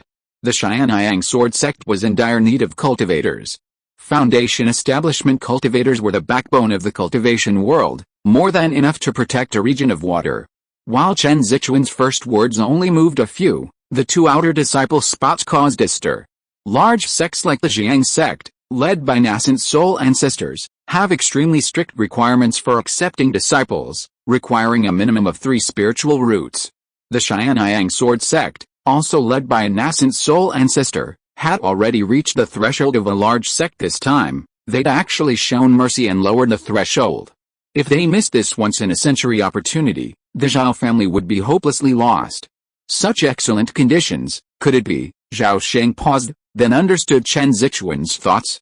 Thinking of the other party's intention to target Zhao Jinjian, Zhao Sheng couldn't help shaking his head and said inwardly, "I'm sorry, the only foundation-building cultivator of the Zhao family can't go to the Shattered Star Sea with you." Seeing the situation deviate again, Zhao Sheng decisively used a big move, and suddenly said loudly, "Senior Chen has treated my Zhao family so well, and I am very grateful. But as the saying goes, everyone has their own aspirations. Not everyone is willing to leave their hometown and go to the Shattered Star Sea far away in the sky." At this point, Zhao Sheng's tone slowed down and said, "In order to have the best of both worlds, in the name of the current head of the Zhao family, I propose that those who want to go to the Shattered Star Sea stand on my left, and those who are willing to go to the new land in southern Xinjiang stand on my right." As soon as these words came out, everyone in the Zhao family started whispering to each other. Some people then realized that Zhao Sheng was actually still the current head of the Zhao family. Although it was only a name before, after seeing Zhao Jinjian following his lead, everyone realized that the other party was no longer the same as before. From today on, the name and power of the Zhao family had fell into the hands of Zhao Chong. However, some people were unwilling to face reality. Zhao Jingang suddenly shouted angrily, "No, I absolutely do not agree to split up. The Zhao family was originally weak, and they were lucky enough to have a foundation-building cultivator. Now they are shouting about splitting up, which is simply digging up the roots of the second branch. Once the family splits up, it is obvious that Zhao Jinjian and the first branch will choose to go to southern Xinjiang. There are only a dozen or so cultivators in the second branch, and even fewer who have built a foundation. Even if they move to the Shattered Star Sea, their future is worrying, and their chances of rising are slim." Zhao Keqin also said, "What the elders said is very true. According to the ancestral precepts, our Zhao family cannot split up. Yes, we must go together. The Zhao family must be united, not divided." Well said. Some people don't care about the family's future, but instead are bent on breaking it up. We absolutely won't recognize a family head like that. Zhao Sheng ignored the noisy and sarcastic remarks of the second house clan members as if it were a spring breeze. The opinions of the second house clan members were unimportant, even if Zhao Jingang and Zhao Keqin protested verbally. As long as Zhao Jinjian and the first house clan supported him, he would have divided the family. However, Zhao Sheng's proposal annoyed one person. Chen Zichuan took a deep breath and suppressed his irritability. He had been secretly planning for more than 10 years, and finally forced the Zhao family to take action. They had to go to this Shattered Star Sea even if they didn't want to. Thanks to Book Friend Clown, who wants to go to heaven for the 1,837 coin reward. Thanks to Book Friend Terrible Sanlu for the 500 coin reward. Thanks to Book Friends Jing and Shuangluo for the 300 coin reward. Thanks to Book Friend Dao Kun for the 100 coin reward. Thanks to Book Friend Jianiyu Hongchen for the 100 coin reward. Thanks to Book Friend 20170203220918640 for the 100 coin reward. Baimuyi thanks you. Chapter 70. Do you remember? Chen Zichuan couldn't bear to watch such a large piece of meat being chopped off. You know, Patriarch Xianyang had promised that any disciple who successfully persuaded an entire immortal cultivation family to relocate to the Shattered Star Sea would receive a large amount of merit. Originally, in the Jiang sect, Chen Zichuan had given up on achieving the golden core stage. Now, he saw hope. By encouraging a few more immortal cultivation families to relocate to the Shattered Star Sea, he might be able to accumulate a large amount of merit, which could be exchanged for a golden core stage. Seeing that soft tactics weren't working, he resorted to hard tactics. Haha, Chen Zichuan suddenly burst into laughter. When everyone's eyes turned to him, Chen Zichuan's laughter abruptly stopped, his face cold, and he sternly said, "Want to split up? Have you asked me yet?" Zhao Jinjian's face darkened at this, and he stepped forward, demanding, "Fellow Taoist Chen, what do you mean by that? Splitting up the family is my personal matter. Why should you interfere?" Humph. Chen Zichuan snorted coldly, hooked his finger at Zhao Jingang, and ordered, "Where's the immigration decree? Show it to him." With that, Chen Zichuan turned around, his gaze sweeping over Zhao Sheng, Zhao Jinjian, and the others, and sneered, "What a joke. How could you possibly exploit the Jiang sect's immigration decree?" Zhao Jingang shuddered, a hint of joy crossing his face. He quickly took out the immigration decree and handed it to Zhao Jinjian. The decree was a roll of strange golden leather, 1 foot long and 8 inches wide. Embroidered on the leather was a large purple sun, with a shadow of a 3-legged golden crow looming above it. Zhao Jinjian opened the decree and carefully examined it, his expression changing slightly. He immediately handed it to Zhao Sheng. Zhao Sheng quickly read the decree and felt relieved. The decree stated that the Zhao family would relocate to the Shattered Star Sea, but it didn't say they couldn't split up. While splitting up would be considered deceiving the Jiang sect, most immortal cultivators would never dare to do so. However, Zhao Sheng had some leverage to even mention the idea of splitting up the family. He never fought a battle he wasn't sure of.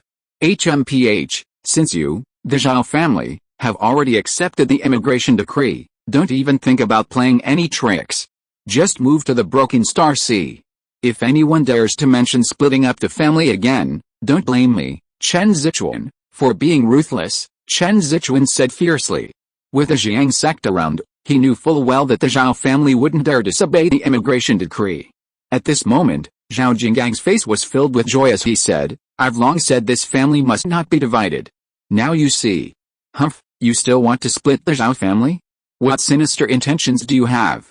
If you anger the Jiang sect, a young boy like you wouldn't be able to bear the consequences, even if it meant paying with your life." Zhao Keqin, standing nearby, echoed, "The clan elders are right. Why did our ancestors name this place Twanksin Hall? It's because it means that brothers united in purpose can overcome any obstacle.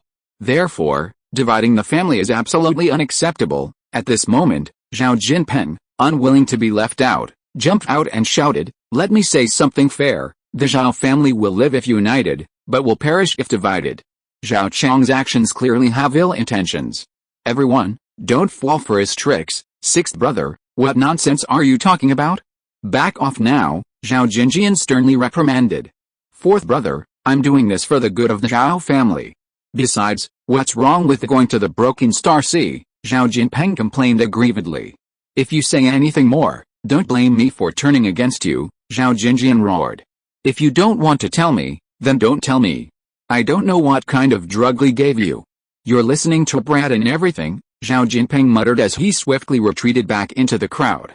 Upon hearing this, Zhao Sheng weighed the immigration decree in his hand, glanced at the members of the second branch, then at Chen Zichuan. Suddenly, with a smile on his face, he asked, "Senior Chen, does your sect have a Jindan's Henren named Yu Qinghan?"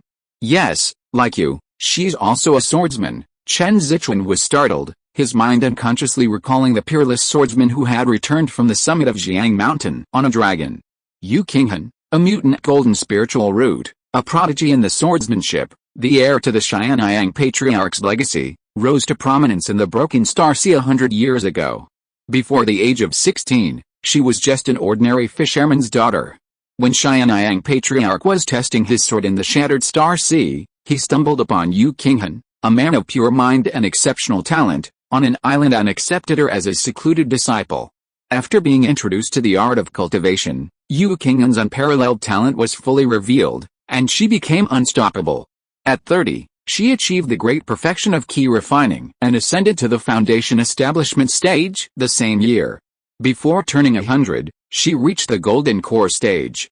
5 years ago, Yu Qinghan reached the late golden core stage and returned to the Jiang sect with Xianyang Patriarch. That same year, at the Jiang competition, she wielded her heart-cleansing sword, challenging 9 of her peers to the golden core stage, rendering all those below the nascent soul stage in Jiang in order. Ultimately, she earned the reputation of Guang'an Sword Immortal. Recalling the legendary stories of Grandmaster Qinghan, Chen Zichuan took a few deep breaths, his voice trembling as he asked, "Why do you ask? Do you know my grandmaster?" Zhao Sheng couldn't help but smile at Chen Zichuan's loss of composure. He pulled a jade sword from his storage bag, waved it before Chen Zichuan, and said calmly, "Do you recognize this jade sword?" Chen Zichuan's eyes suddenly widened. How could he not recognize this jade sword?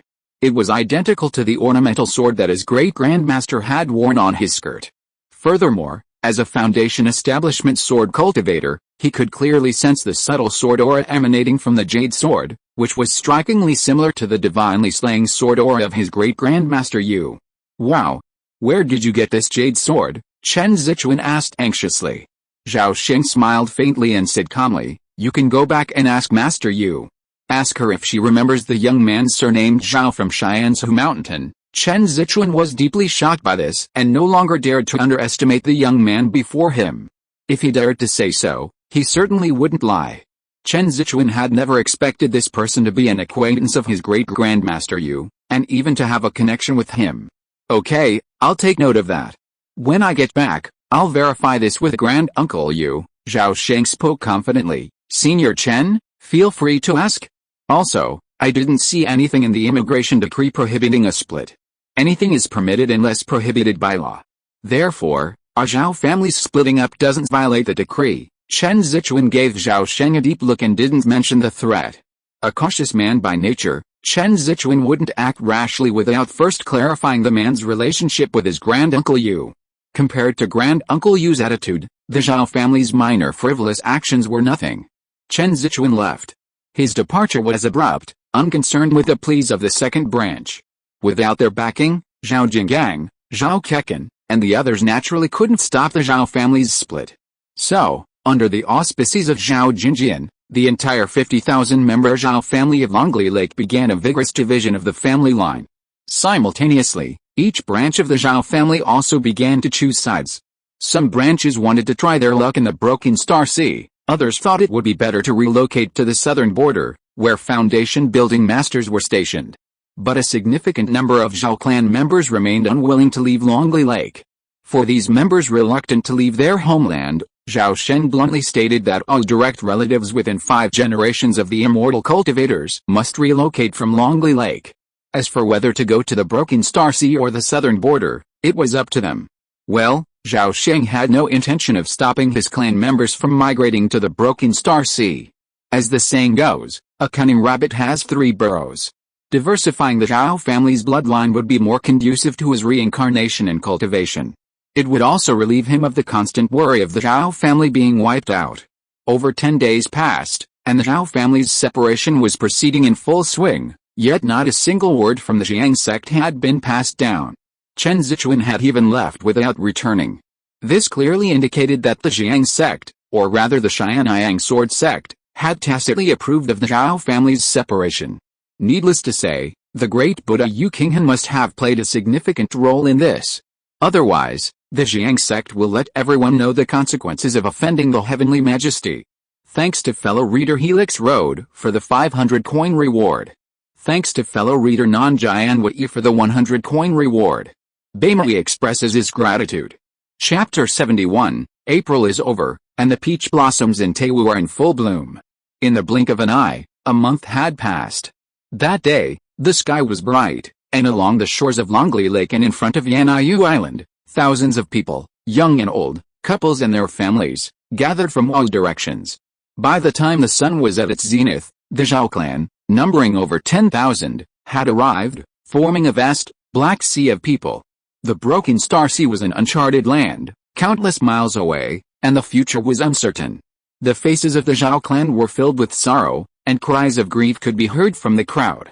Unlike the worries and melancholy of their ordinary relatives, the second branch's members, Zhao Jinggang and Zhao Keqin, were filled with ambition, each eager to achieve great things and build a career in the Broken Star Sea. The first branch of the Zhao clan, led by Zhao Jinjian, also arrived to bid farewell to the second branch. As their departure approached, they would each go their separate ways. As if by sheer force, the centuries-old conflicts between the two branches suddenly vanished at the moment of their departure. All that remained was the deep-seated kinship between the two branches of the Zhao family. Even as the two branches of the Zhao family finally put aside their grudges, Zhao Jinping felt as if he had lost his parents.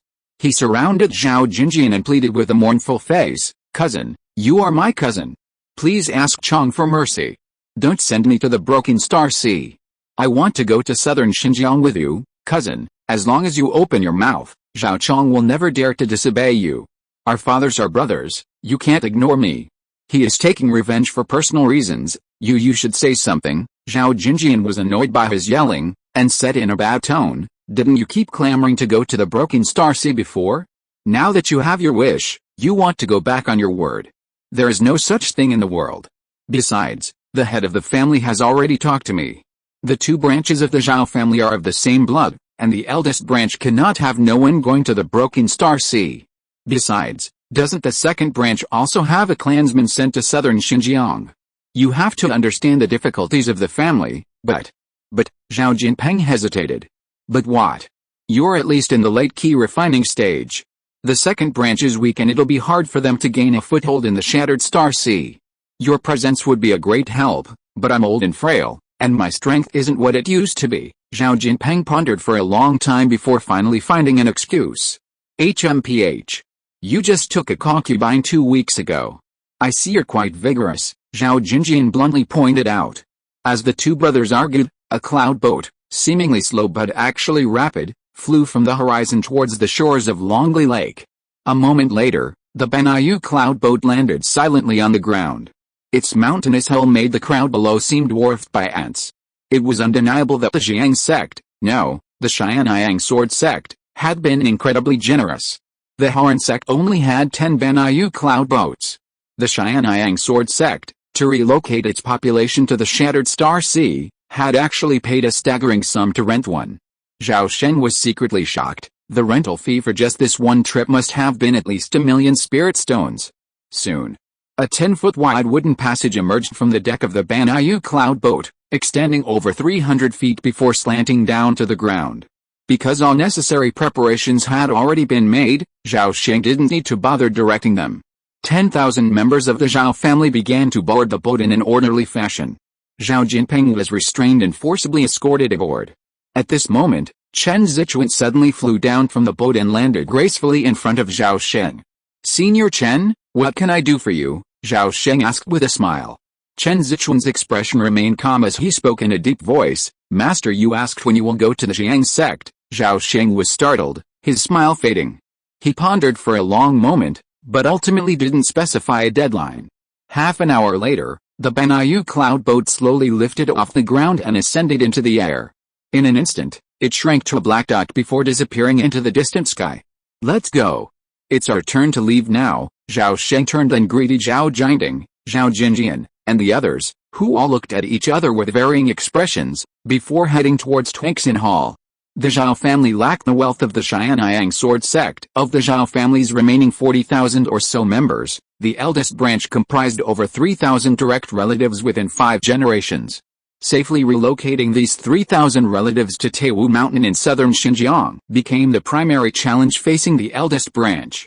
Inspired by the Xianyang sword sect, Zhao Sheng, Zhao Jinjian, and Zhao Jinding, after several discussions, resolutely invested the majority of the spirit stones they had earned from selling their property to rent a Xiangping-class cloud boat from the Horn sect. The rental fee alone exceeded 100,000 spirit stones. However, thanks to the Zhao family's 300 years of good stewardship and a healthy fortune, they were able to cover the cost. No further elaboration. 2 months later, Zhao Sheng and his companions from Twinksin Hall on Yan'yu Island paid homage to their ancestors, placing the tablets of their ancestors into storage bags. Then, they boarded the Xiangping cloud boat docked on Yan'yu Island. A moment later, a massive silver-white boat, over 100 feet long and 10 feet high, roared through the sky, speeding southward. Time flies. In the blink of an eye, 5 years had passed. Halfway up Taiwu Mountain, in a nameless little house, Zhao Sheng sat cross-legged in a quiet room, his eyes closed, each hand holding a fist-sized azure crystal. Against the dim backdrop, the azure crystals shone with wisps of blue light, which were then gradually drawn into Zhao Sheng's body, eventually merging into the sea of qi in his danshan. After an unknown amount of time, 2 subtle crackling sounds were heard. The azure crystals in Zhao Sheng's hands suddenly shattered into a pile of powder. After a few breaths, Zhao Sheng slowly opened his eyes, a fleeting flash of blue in his pupils. Pausing his training, Zhao Sheng suddenly couldn't suppress a smile. The colorful water stone was indeed a mid-grade spirit stone, its effects exceeded his expectations. With just 2, he successfully ascended to the 5th level of key refining. Stepping out of his quiet room, Zhao Sheng slowly crossed the courtyard of the small building. The first thing that caught his eye was a deep, tranquil green lake not far away. A gurgling stream meandered down the mountainside, merging into the lake. The overflowing spring water flowed through a stone channel through the mountains, ultimately flowing into the jade water at the foot of the mountain. The jade water, a small river 3 feet wide, flowed down from the northwest mountains, skirting Taiwu Mountain, forming 3 bends before winding its way to the Billow River 100 miles away. Zhao Sheng strolled to the edge of the mountainside and surveyed the scenery below. From afar, jade water meanders beneath the mountain, dividing the plain valley beneath Taiwu Mountain into 2 distinct areas. Beyond the mountain, the land is level, neatly divided into hundreds of acres of spiritual fields, laden with spiritual grains, golden stamens, tricolor flowers, spiritual ginseng, and other spiritual foods and herbs. Nearby, from base to summit, a verdant landscape stretches across the mountain.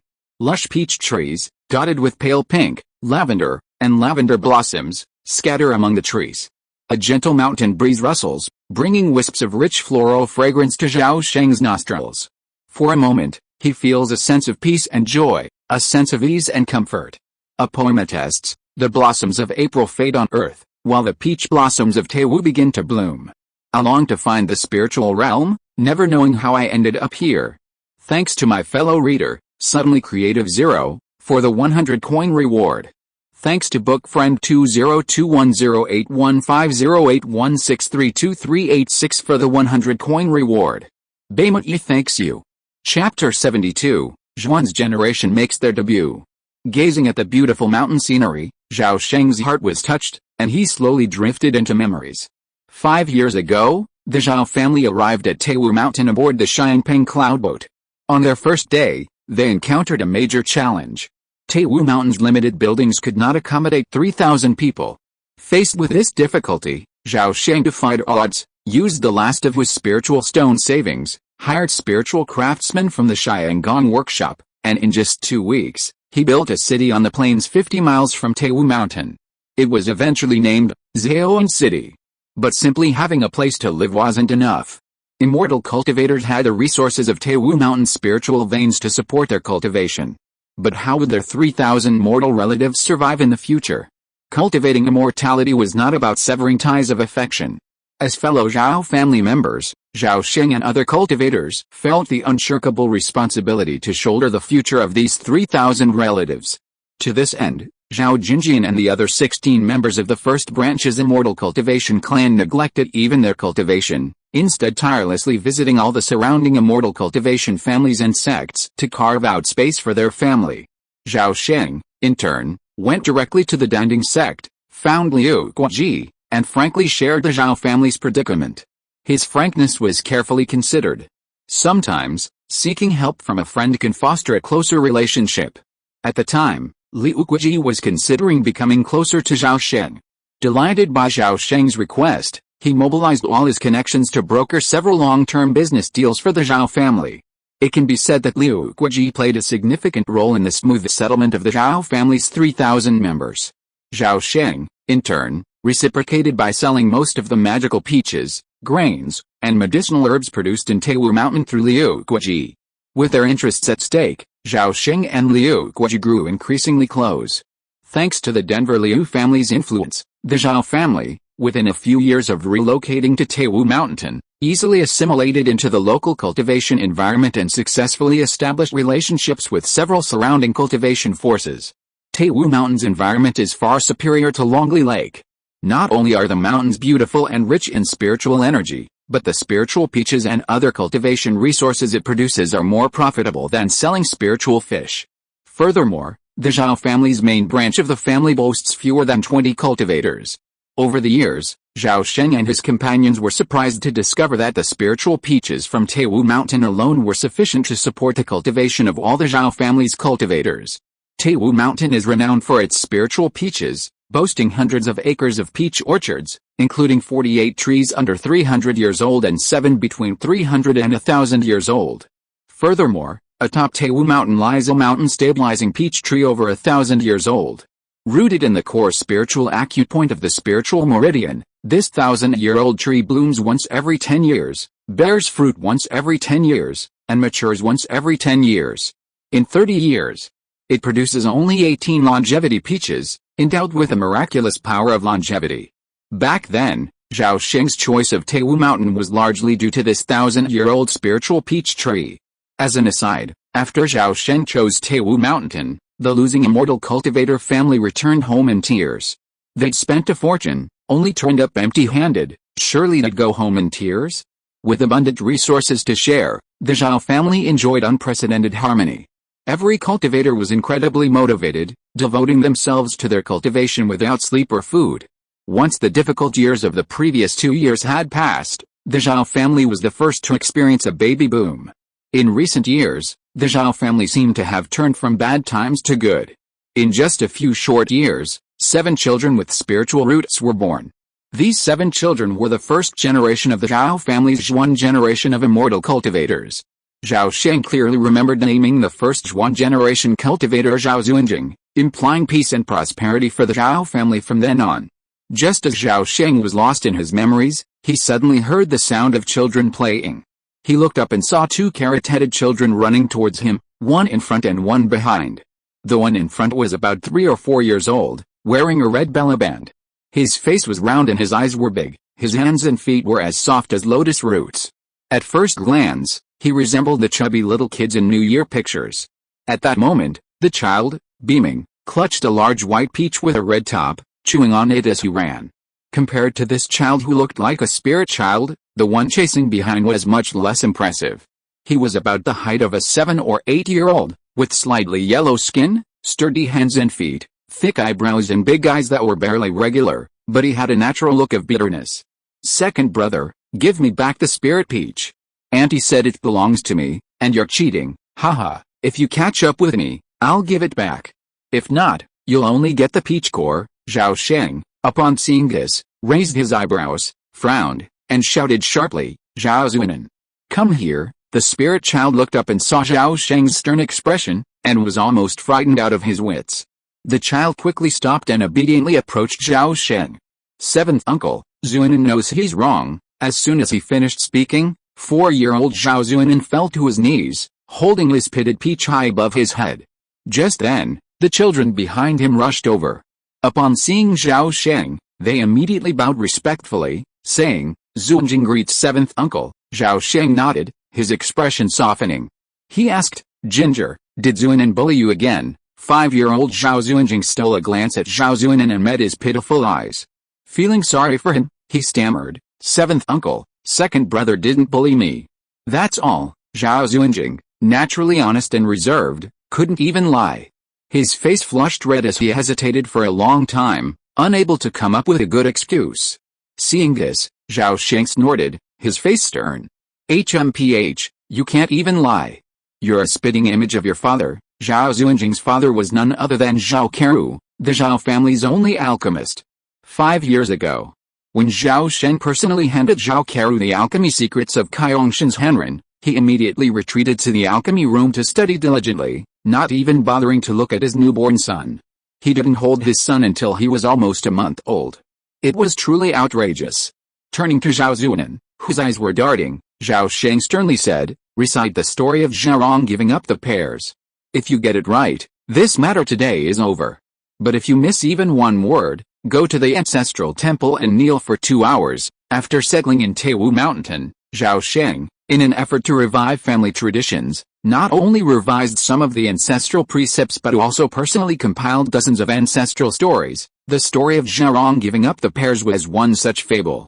Upon hearing this, Zhao Zuanan was overjoyed.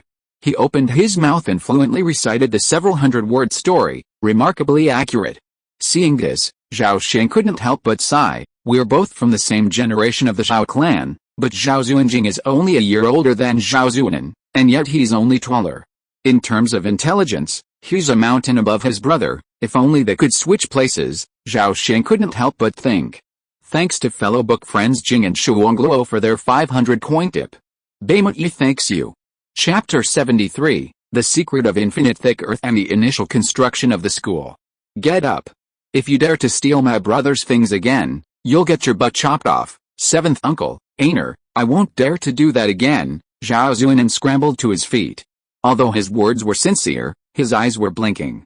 Well, Zhao Sheng saw this situation and had no good way to deal with this clever little guy. 7th Uncle, can we go now? Zhao Zuanan asked cautiously. Zhao Sheng nodded and waved his hand to signal them to go. Zhao Zuanan and Zhao Zuanjing both breathed a sigh of relief and turned to run up the mountain. Just then, an angry female voice suddenly rang out from below. Zhao Zuanan. Stop right there. Zhao Sheng heard this and looked down the mountain helplessly. He saw Zhao Chongwei, a much more voluptuous figure, chasing them angrily. Oh my! My mother's here. Zhao Zuanan was so frightened upon seeing the approaching figure that he dared not stop. He ran away in a flash. Zhao Chongwei chased Zhao Sheng to his side, pulled out a jade bottle, and pressed it into his arms. Chong, this is the Xixia jade you requested. It's about a liter. If not, there's some in the dew receiving dish. When the first rays of morning sunlight bathe this spiritual peach tree, a drop of life-giving spiritual dew occasionally condenses on the tip of its leaves. This spiritual dew is Xixia dew. While not uncommon, it is quite difficult to collect. Zhao Sheng put away the jade bottle and said in a deep voice, it's not enough. It needs to be at least 10 times more. Zhao Chongwei was stunned by this and quickly said, it will take at least 10 years to collect the amount you want. What's the point of having so much purple cloud jade dew? You can't make an elixir. Zhao Sheng waved his hand and said, I have my own use for it, but it has to be kept secret for now. Okay, you're the head of the Zhao family after all. I'll urge Chongying and the others to collect it. Chongwei, I've resigned. Now, Uncle Jian is the head of the Zhao family, Zhao Sheng explained helplessly. It doesn't matter. Okay, I won't talk to you anymore. I still have to chase that bastard. He's so naughty at such a young age. I'm going to beat his ass this time. With that, Zhao Chongwei stormed off up the mountain, leaving Zhao Sheng in a state of confusion. Zhao Chongwei used to be such a considerate and sensible woman. But after becoming a mother, he didn't expect her to become so fierce. Taking a look at the sky, Zhao Sheng turned and headed down the mountain toward the alchemy room. There, Master Alchemist Zhao was waiting for him. Ever since Zhao Kero learned of his innate exceptional sense of smell, he'd become obsessed with him. Distinguishing the origin and properties of elixirs, as well as overseeing the temperature of the elixirs, all depended on his nose. Zhao Kero often lamented that if only he had practiced a fire and flame technique instead of the mysterious spiritual art, the Zhao family would have had another alchemist. But alas! Spring passed, autumn arrived, and time flowed like water. By the time the frost fell, the dozen acres of spiritual grain beneath Mount Taiwu had been harvested, and the peaches from the dozens of peach trees on the mountaintop had been carefully picked and placed in special storage bags. That morning, just as the sky was breaking a glimmer of dawn, a wooden kite suddenly flew out from the top of Mount Taiwu, soaring high into the sky before flapping its wings and soaring northeast. 3 hours later, at the outer gate of the Danding sect, at the Weiwu Hall, Zhao Sheng sheathed his kite and hurried inside. A quarter of an hour later, Zhao Sheng and Liu Guiji sat down in a reception room on the second floor. As soon as they settled in, Zhao Sheng sensed a strange aura about him, and a smile lit up his face. He quickly congratulated him. Congratulations, Brother Liu, on your advancement to Foundation establishment. From now on, your path to immortality will be wide open, and you'll have a good chance of achieving the golden elixir. How could I have dared to hope for a golden elixir? Successfully establishing the foundation is a blessing from heaven. And it's all thanks to that red fire Ganadharma of yours, Liu Guiji said with both pride and emotion. Zhao Sheng laughed at this and said, Alice, Brother Liu, you're wrong. The red fire Ganadharma is just the icing on the cake. Ultimately, it's your solid foundation, Brother Liu. Haha, let's not talk about that. You've come just in time, brother. I found the earth element technique you asked me to search for the other day. Let's see if it suits your taste. With that, Liu Guiji pulled a jade slip from his storage bag and handed it to Zhao Sheng. A jade slip? Zhao Sheng was startled. This item wasn't common. It seemed this technique must be something truly extraordinary. Zhao Sheng placed the jade slip between his eyebrows and probed into it with his spiritual consciousness. Instantly, A flood of obscure and unknown information flooded into his mind. After a moment, Zhao Sheng groaned and removed the jade slip from his brow. Wiping the sweat from his forehead, he said to Liu Guji with surprise, "Brother Liu, this technique is so profound. Isn't it a bit too precious?" The jade slip contained a technique called Boundless Thick Earth Art, an earth-based technique. Its contents were incredibly detailed, clearly explaining every stage from the initial stages of key refining to the great perfection of foundation establishment, down to the smallest detail. This technique had clearly been cultivated through countless generations, resulting in such detailed analysis.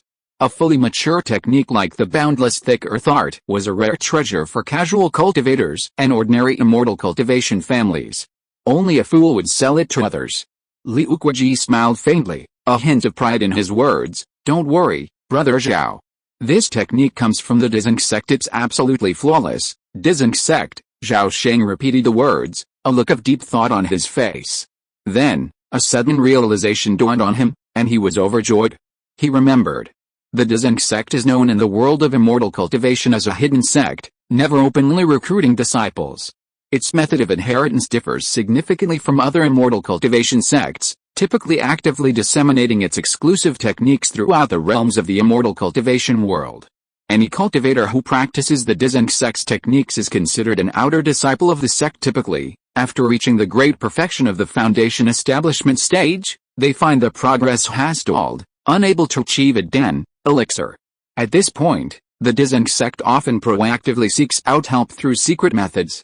Faced with this situation, a cultivator typically has two choices: either permanently stop at the great perfection of the foundation establishment stage, or join the Dizeng sect and receive the second half of the technique. Which choice will they make? Needless to say, what will they choose? After figuring this out, Zhao Sheng finally felt relieved.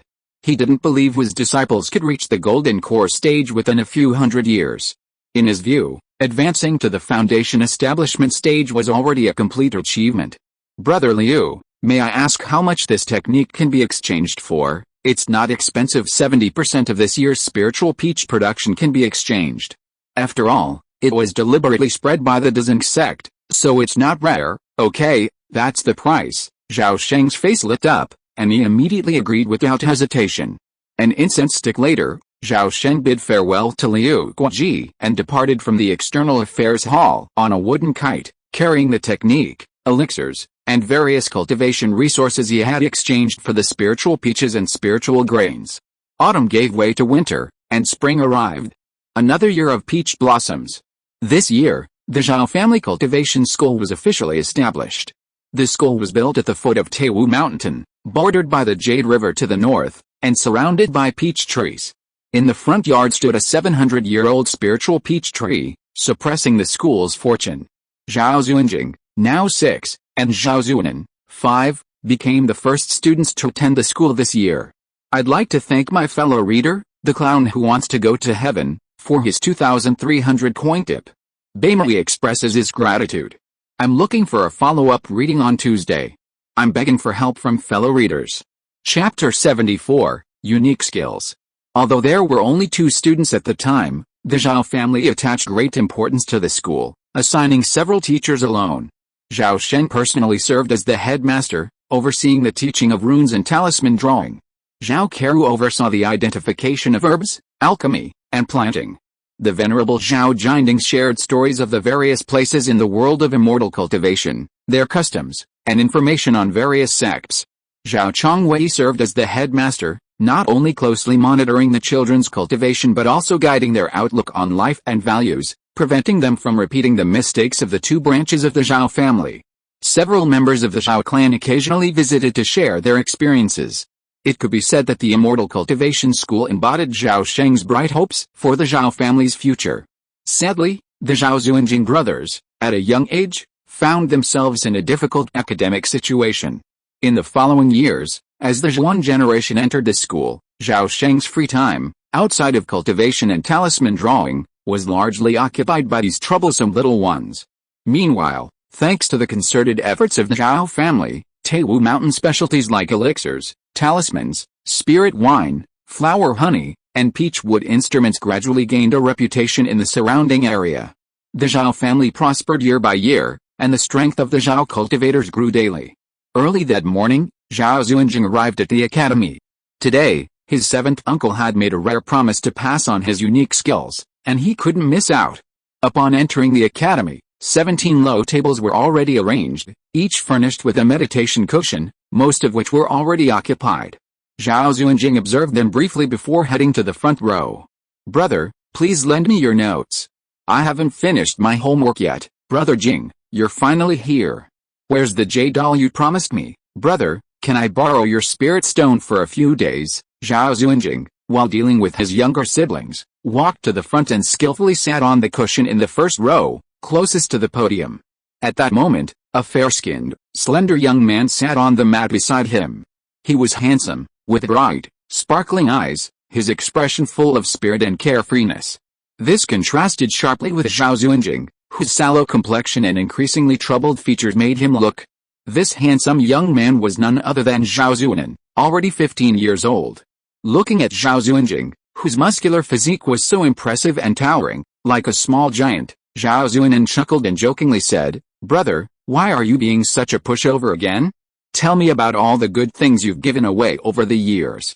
Why haven't you learned your lesson yet?" Zhao Xuanjing scratched the back of his head and said sheepishly, "They're just my younger brothers and sisters. They've come to me for help. I'll help if I can. It's nothing, tisk-tisk, such a pushover. Tell me, why didn't they ask me for help?" Zhao Xuanan scoffed. Zhao Xuanjing smiled innocently and glanced over, spotting a familiar figure emerging from the back hall. He quickly sat cross-legged, whispering, "Seventh uncle is here." Zhao Xuanjing was born with an unusually large stature and a voice far louder than most. Even when he lowered his voice, it still sounded like a normal person. His reminder sent the classroom into a frenzy. By the time Zhao Sheng reached the center of the podium, the 17 members of the Zhao family's Zhuan generation had already settled into their seats. 10 years later, Zhao Sheng was nearly 40 years old.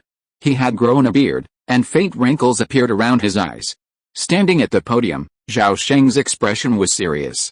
After glancing around, he said calmly, "Today I'll be teaching the art of stacking talismans." The authority of his elder and teacher hushed the classroom, and the younger generation listened intently, not daring to breathe. "Xuanjing, what are the 3 most important phrases for drawing talismans?" Zhao Xuanjing quickly stood up and answered honestly, "Talismans are the interpretation of celestial phenomena and the natural world to communicate with spirits. When ki is connected to the innocence of nature and its spirit is expressed alone, it can be used as a talisman. When the myriad mysteries are connected and the natural rhythm of the Tao is achieved, the talisman is complete." These 3 key principles for drawing talismans were no strangers to the younger generation of the Zhao family. From the first day they learned about talismans, they had been repeatedly told to keep them in mind. What they didn't understand was why their 7th uncle specifically mentioned these 3 phrases today. Zhao Sheng didn't explain, but continued, "The celestial phenomena, nature, and all things in the universe are all governed by the word principle. This principle is the law, the way, and the secret. Understanding the secret leads to the law, and the same is true for talismans." There was something else going on. Zhao Xuanan, with his extraordinary comprehension, blurted out, "The principle of talismans lies in opening the accurate points. Could it be that the art of repeating talismans is the art of repeating accurate points?" Upon his words, the younger Zhao family members all looked at him, their eyes filled with shock. Zhao Xuanan naturally didn't care about the looks of others, but his 7th uncle was different. His 7th uncle held a vital position in the family, and even the patriarch valued his words. Zhao Xuanan valued his position in his uncle's heart and would show off whenever he found an opportunity. Zhao Sheng glanced at him, his eyes as sharp as a sword, as if piercing his heart. Zhao Xuanan was so nervous that he was speechless. Then, a compliment came to his ears. "Well said." Zhao Sheng's tone rose slightly, but quickly subsided. He offered no further explanation, instead asking another question, "Have you learned to draw talismans in all these years?" The question was incoherent, and the answer was obvious, yet none of the younger generation dared to stand up and answer. Zhao Sheng waited a moment, then suddenly called on someone, "Xuanjing, answer." Zhao Xuanjing was a kind and honest man. He stood up and replied sheepishly, "I can't learn it, but Xuanan has already mastered the 4 first-level talismans." Zhao Sheng's mouth twitched slightly, and he ignored Zhao Xuanjing's words, saying, "Today, I will teach you how to draw talismans." As soon as he finished speaking, He extended a finger and began to sketch in the air in front of him, dozens of strokes in one smooth motion. Suddenly, a flash of light appeared in the void, and a talisman with a faint glow appeared before everyone. Seeing this, the younger Zhao family members were amazed and recognized it. It was the Spring Breeze Transforming Rain Talisman. It was the first talisman they had drawn back then. Most of the younger Zhao family members had already mastered such a basic talisman. But what happened next left them stunned and staring. After one talisman was completed, Zhao Sheng began again, sketching the second one. At this point, no one noticed any difference from the previous one. However, as the talisman was redrawn over and over again, its brilliance grew ever brighter. After 18 repetitions, the suspended Spring Breeze and Rain talisman had transformed. The talisman glowed brightly, appearing round and translucent, like a bright, shimmering moon. A deathly silence fell in the academy, everyone stunned. Miraculous! This technique is nearly perfect. The 17 members of the Zhao family, each with the surname Zhuan, instinctively shared the same thought.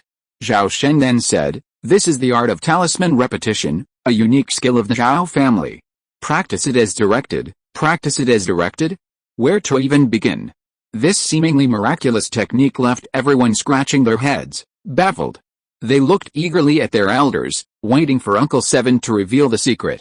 However, Zhao Sheng replied with a single sentence, "There are no shortcuts to this art, practice makes perfect. Those with a high level of comprehension will master it in a year or two, while those with a low level of comprehension will have to wait until their next life." Upon hearing this, the academy fell silent again, and Zhao Xuanjing felt his scalp tingle. He was one of those people with a naturally poor comprehension. Thank you to book friend 20200128212202885 for the 1,500 coin reward. Thank you to book friends Hizhangzia Audio for the 500 coin reward. Thank you to Jing and Shuangluo for the 500 coin reward. Bema about ingratitude. Chapter 75 Selection and Pruning. After the class, Zhao Sheng kept Zhao Xuanjing and Zhao Zuanan, and the others dispersed. Turning to the back hall, Zhao Sheng sat behind the talisman table, ignoring the two of them, and slowly drew one first-level talisman after another.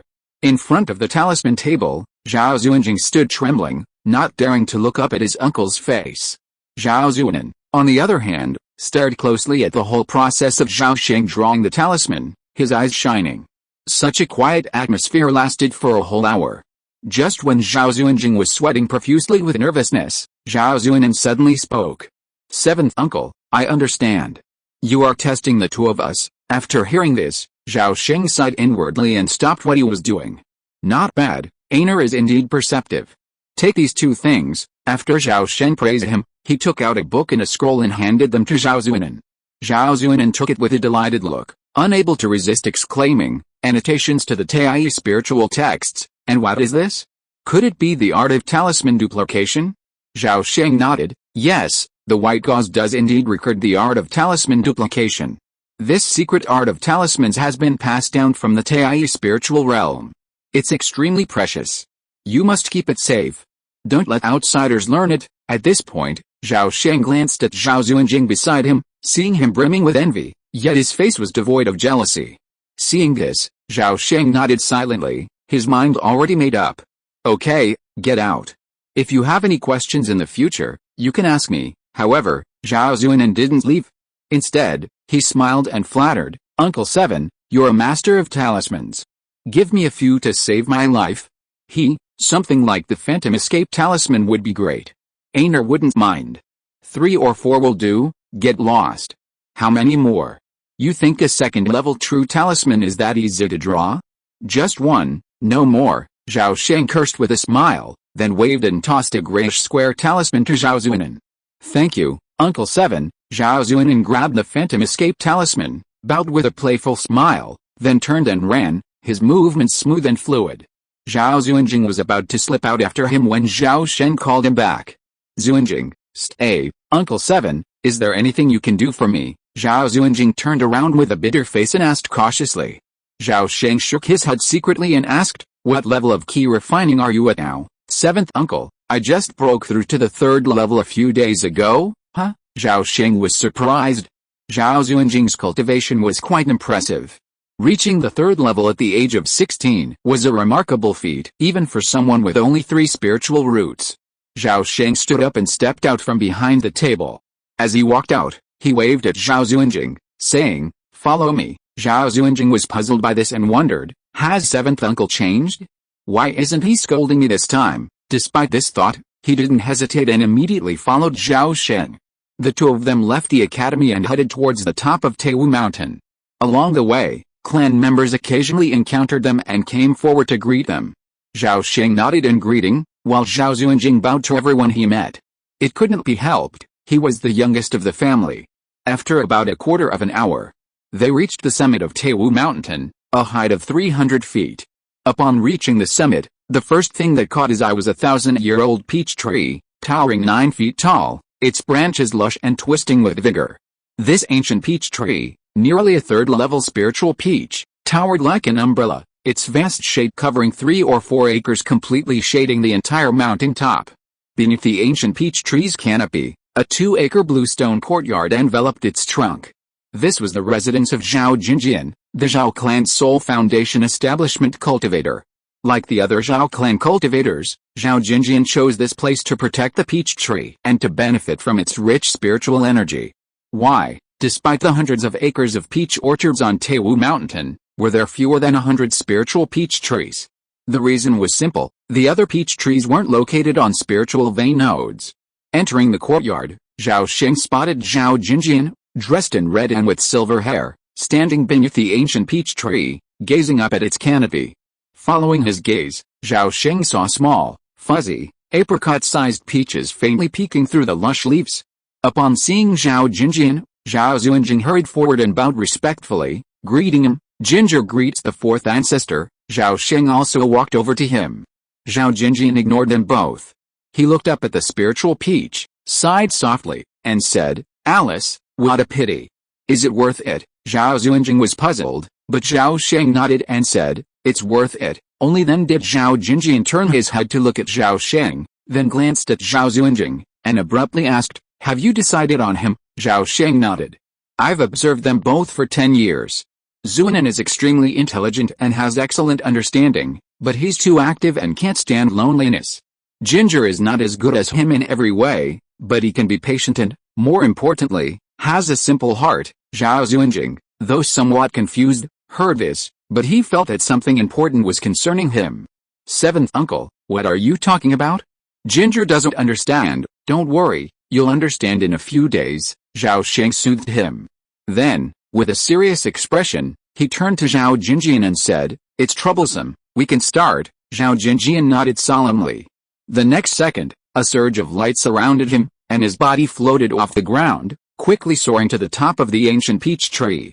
Zhao Sheng looked towards the treetop, where he saw a shimmering green light and bursts of rich fragrance emanating from the peak. Zhao Xuanjing's nose twitched as he took in the diffused aroma, feeling a sense of peace and relaxation, his spiritual energy becoming more lively and agile. A moment later, Zhao Jinjian, holding a branch as tall as a man and as thick as his arm, gracefully descended to the ground. The peach branch was lush and green, with a clear light shimmering between the leaves. The surface of the branch was dotted with green light, and it was imbued with an extremely rich, almost condensed vitality. "Here you go." Zhao Sheng took the peach branch and carefully placed it into a specially made spiritual plant bag. Bang, bang, bang. Just then, 3 young, unripe peaches suddenly and without warning fell from the treetops, tumbling to the ground at the 3 men's feet. Zhao Jinjian's face was filled with heartache. He immediately picked up the peaches and said dejectedly, "There were only 18 in total, and now there are only 15 left." Zhao Sheng consoled him, "Fourth master, don't worry.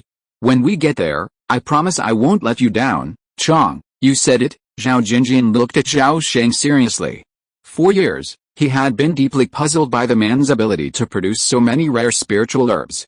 But he had held back until he approached him a while ago and let him know. Hence, today's action. Zhao Sheng looked up at the sky and said, "It's getting late. Let's leave now." "Don't you need to tell Keiru? Xuanjing is his son, after all." "No, I already told him. Besides, it's not like Xuanjing can't come back later." Zhao Xuanjing became increasingly confused as he listened to the conversation between his 7th uncle and 4th grandfather. He wasn't one for quick thinking, and his mind was now even more muddled. He vaguely realized that he seemed to be leaving Taiwu Mountain for somewhere, and it would take a long time for him to return. Let's go. Yu Yunzhao is almost here. We'll miss him if we're late. With that, Zhao Sheng released his wooden kite.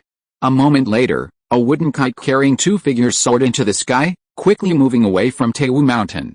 A flash of sword light followed, soaring towards the horizon. Thanks to fellow book friends His Hangzia Adeo for the 3,000 coin reward. Thanks to fellow book friend Kang Lei Yu Sheng Ji Feng Wu Yu for the 500 coin reward. Bai Mei thanked him. End of this chapter. Thank you so much for reading until the end. Don't forget to give it a like. Looking for more exclusive content and immediate access? Subscribe to our Patreon. Remember, every like, subscription or donation encourages us to continue. Thank you all. See you in the next video.